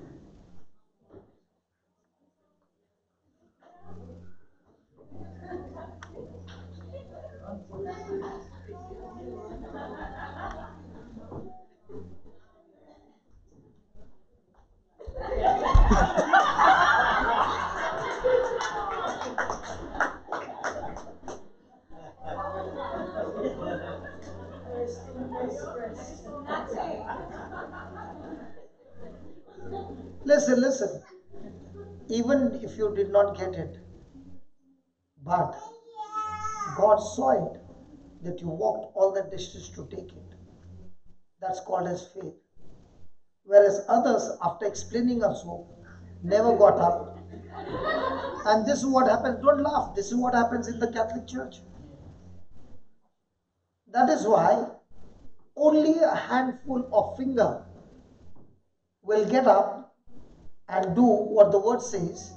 They are the ones who are seeing the supernatural.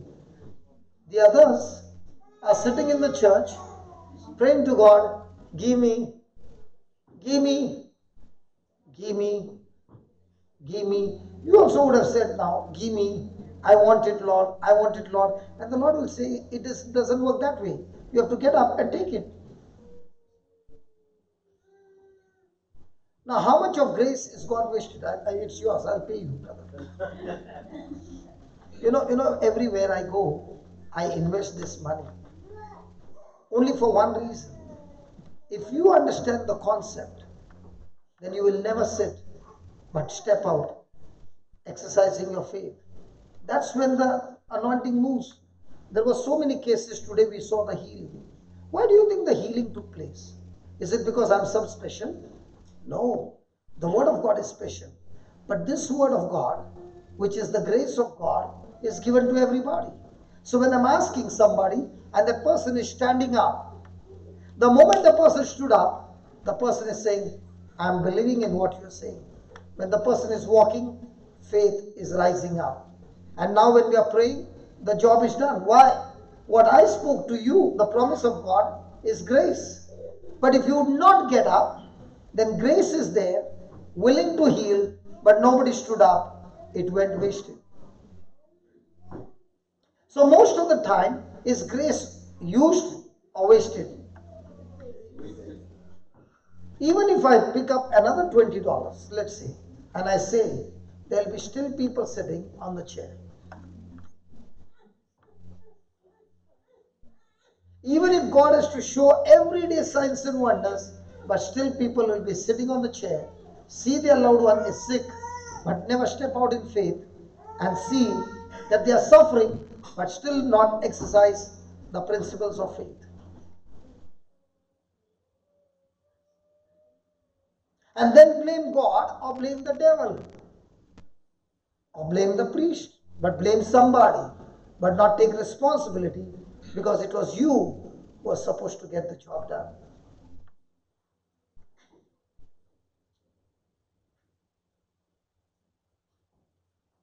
And when you see some people doing amazing things, thousands of lives are changed. What is so special about that person? That person believed and stepped out, agreeing to what was said. And when he saw it works, he started doing it every day. And now that person's life has become supernatural. There is nothing different between me and you. The only difference between me and you is you are desiring but never got out of your seat. Whereas I desired, I got out of my seat. That's the only difference. You also heard, I also heard the same word of God. But one chose to get up, the other chose not to get up, and all his life lived a miserable life.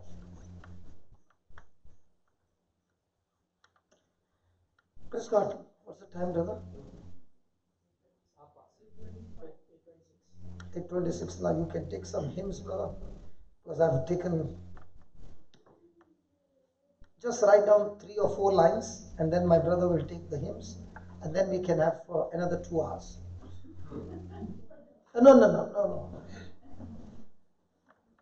Just I was putting, if they operate by faith and say yes, it can continue. I was using grace to see any response coming. Praise God. Okay, write down quickly. Without proper care,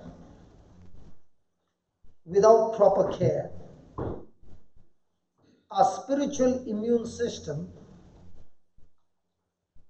without proper care, our spiritual immune system will weaken,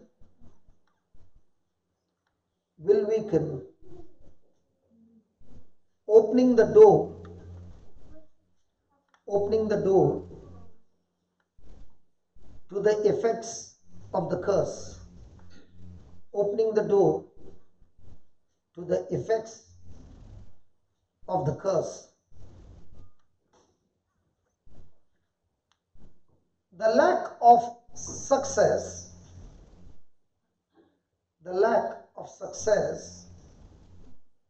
is an indicator. The lack of success is an indicator of a weak spirit.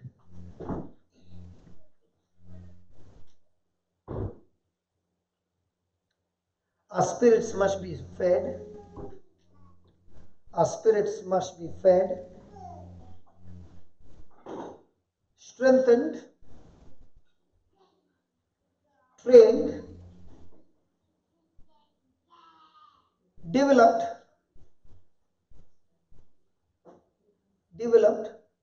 and exercised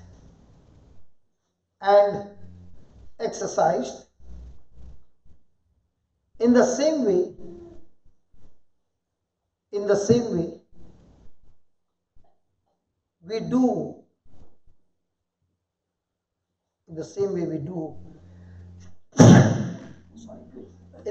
we do to our bodies, oh my God, it's still effective. I saw in Superman when I was small, the bowling tag, he sneezes and the ball goes and hits and breaks everything. We do the same way we do to our bodies and minds.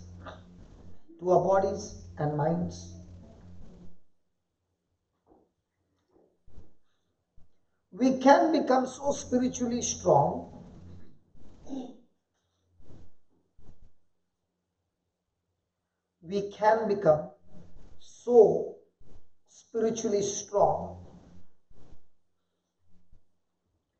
that our mountain moving faith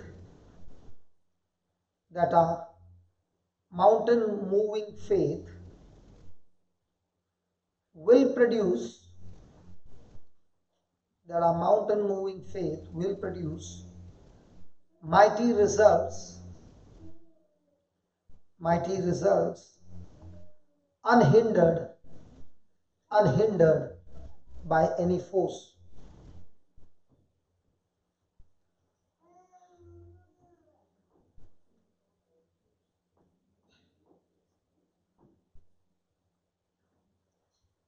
When John said we should prosper,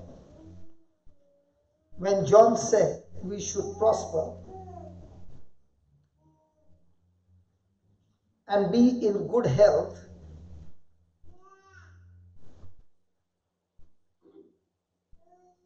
he added a phrase,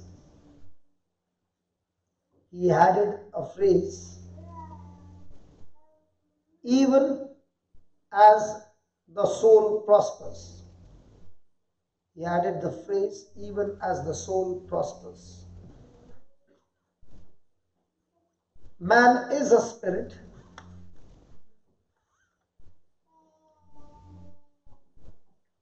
He has a soul. He has a soul. He has a soul consisting of the mind, the will, the emotions,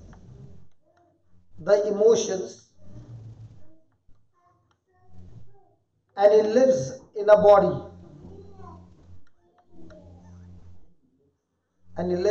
a body.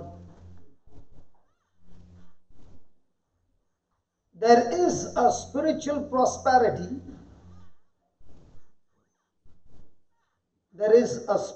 prosperity. Mental prosperity,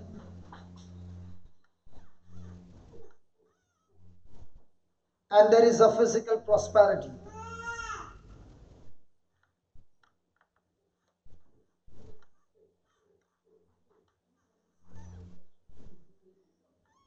To prosper spiritually,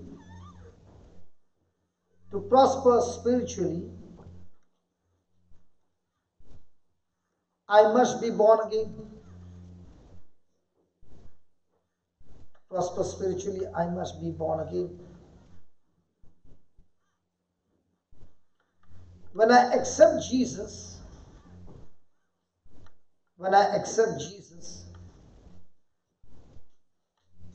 as my Savior,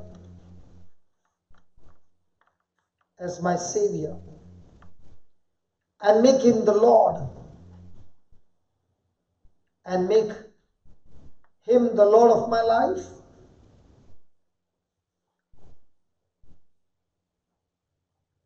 my spirit is reborn. My spirit is reborn and brought into fellowship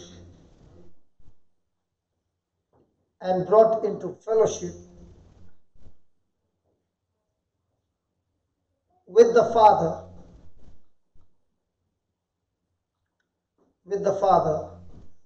the Almighty God.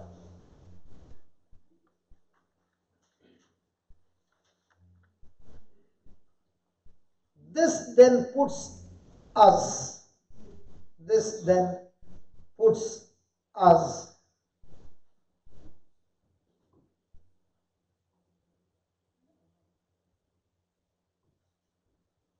in a position,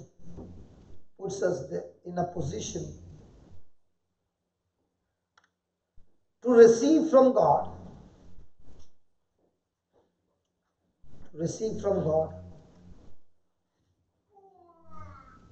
all things promised in His word.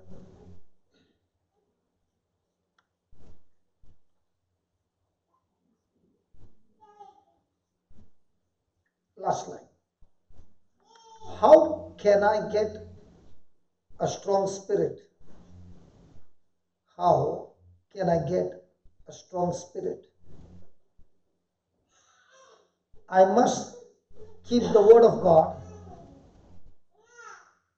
I must keep the word of God going into my ears. I must keep the word of God going into my ears and eyes, and let it be in my heart,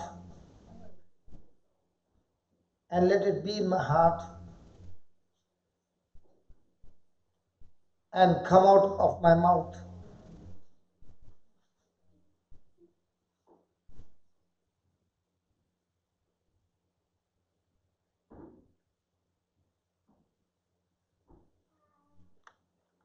Can you write 3 lines more? Is that okay?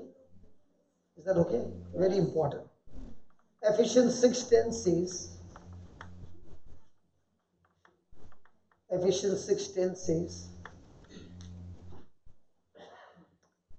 be strong in the Lord.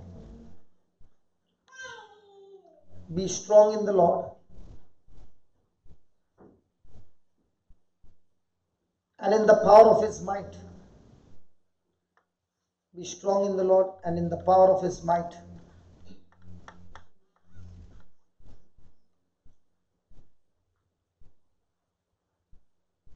Joel 3:10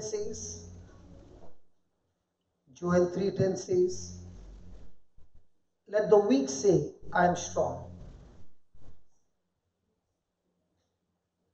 Let the weak say, I am strong. Every believer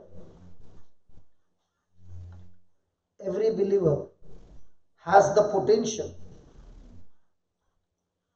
Every believer has the potential to walk in a greater place. Every believer has a potential to walk in a greater place of supernatural strength.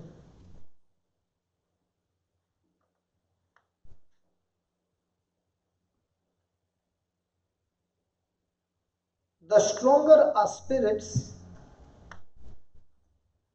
the stronger our spirits,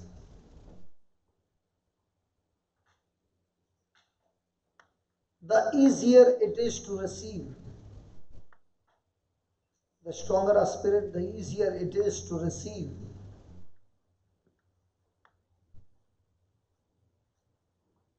The easier it is to receive. Resist. Receive. Resist. And stand. And stand.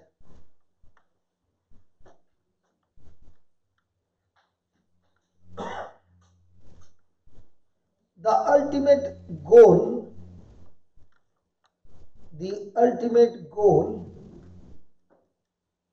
of developing a strong spirit, the ultimate goal of developing a strong spirit is,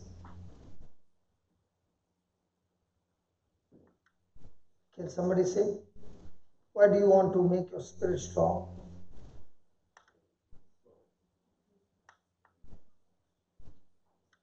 Come on, why?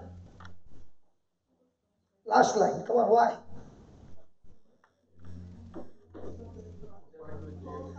Huh? To fight with evil? Soul to prosper? No.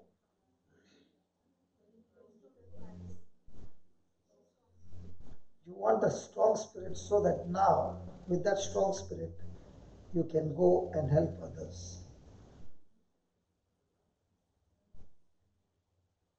See, as long as the strong spirit is only about you, you'll still not experience it. But the moment you change your focus on me, to my life, a benefit to others, you'll see amazing things happening in your life. So write down, the ultimate goal of developing a strong spirit is that we can be strong enough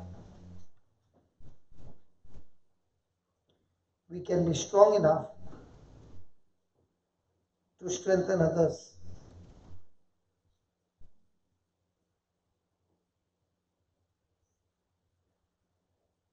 When you have a strong spirit,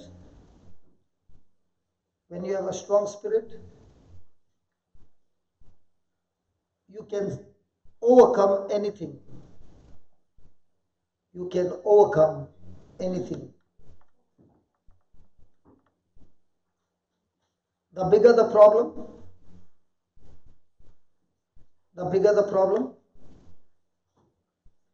the stronger you are. The bigger the problem, the stronger you are. As you put the word in your eyes,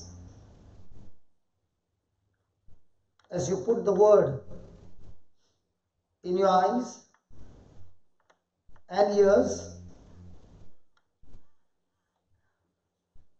and get it into your heart,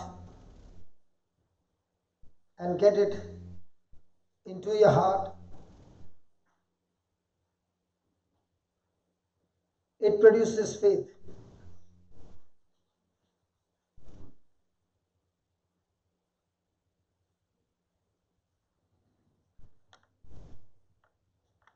You apply the word to your circumstances.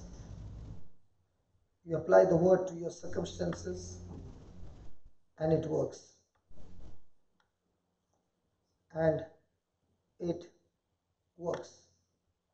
Praise God.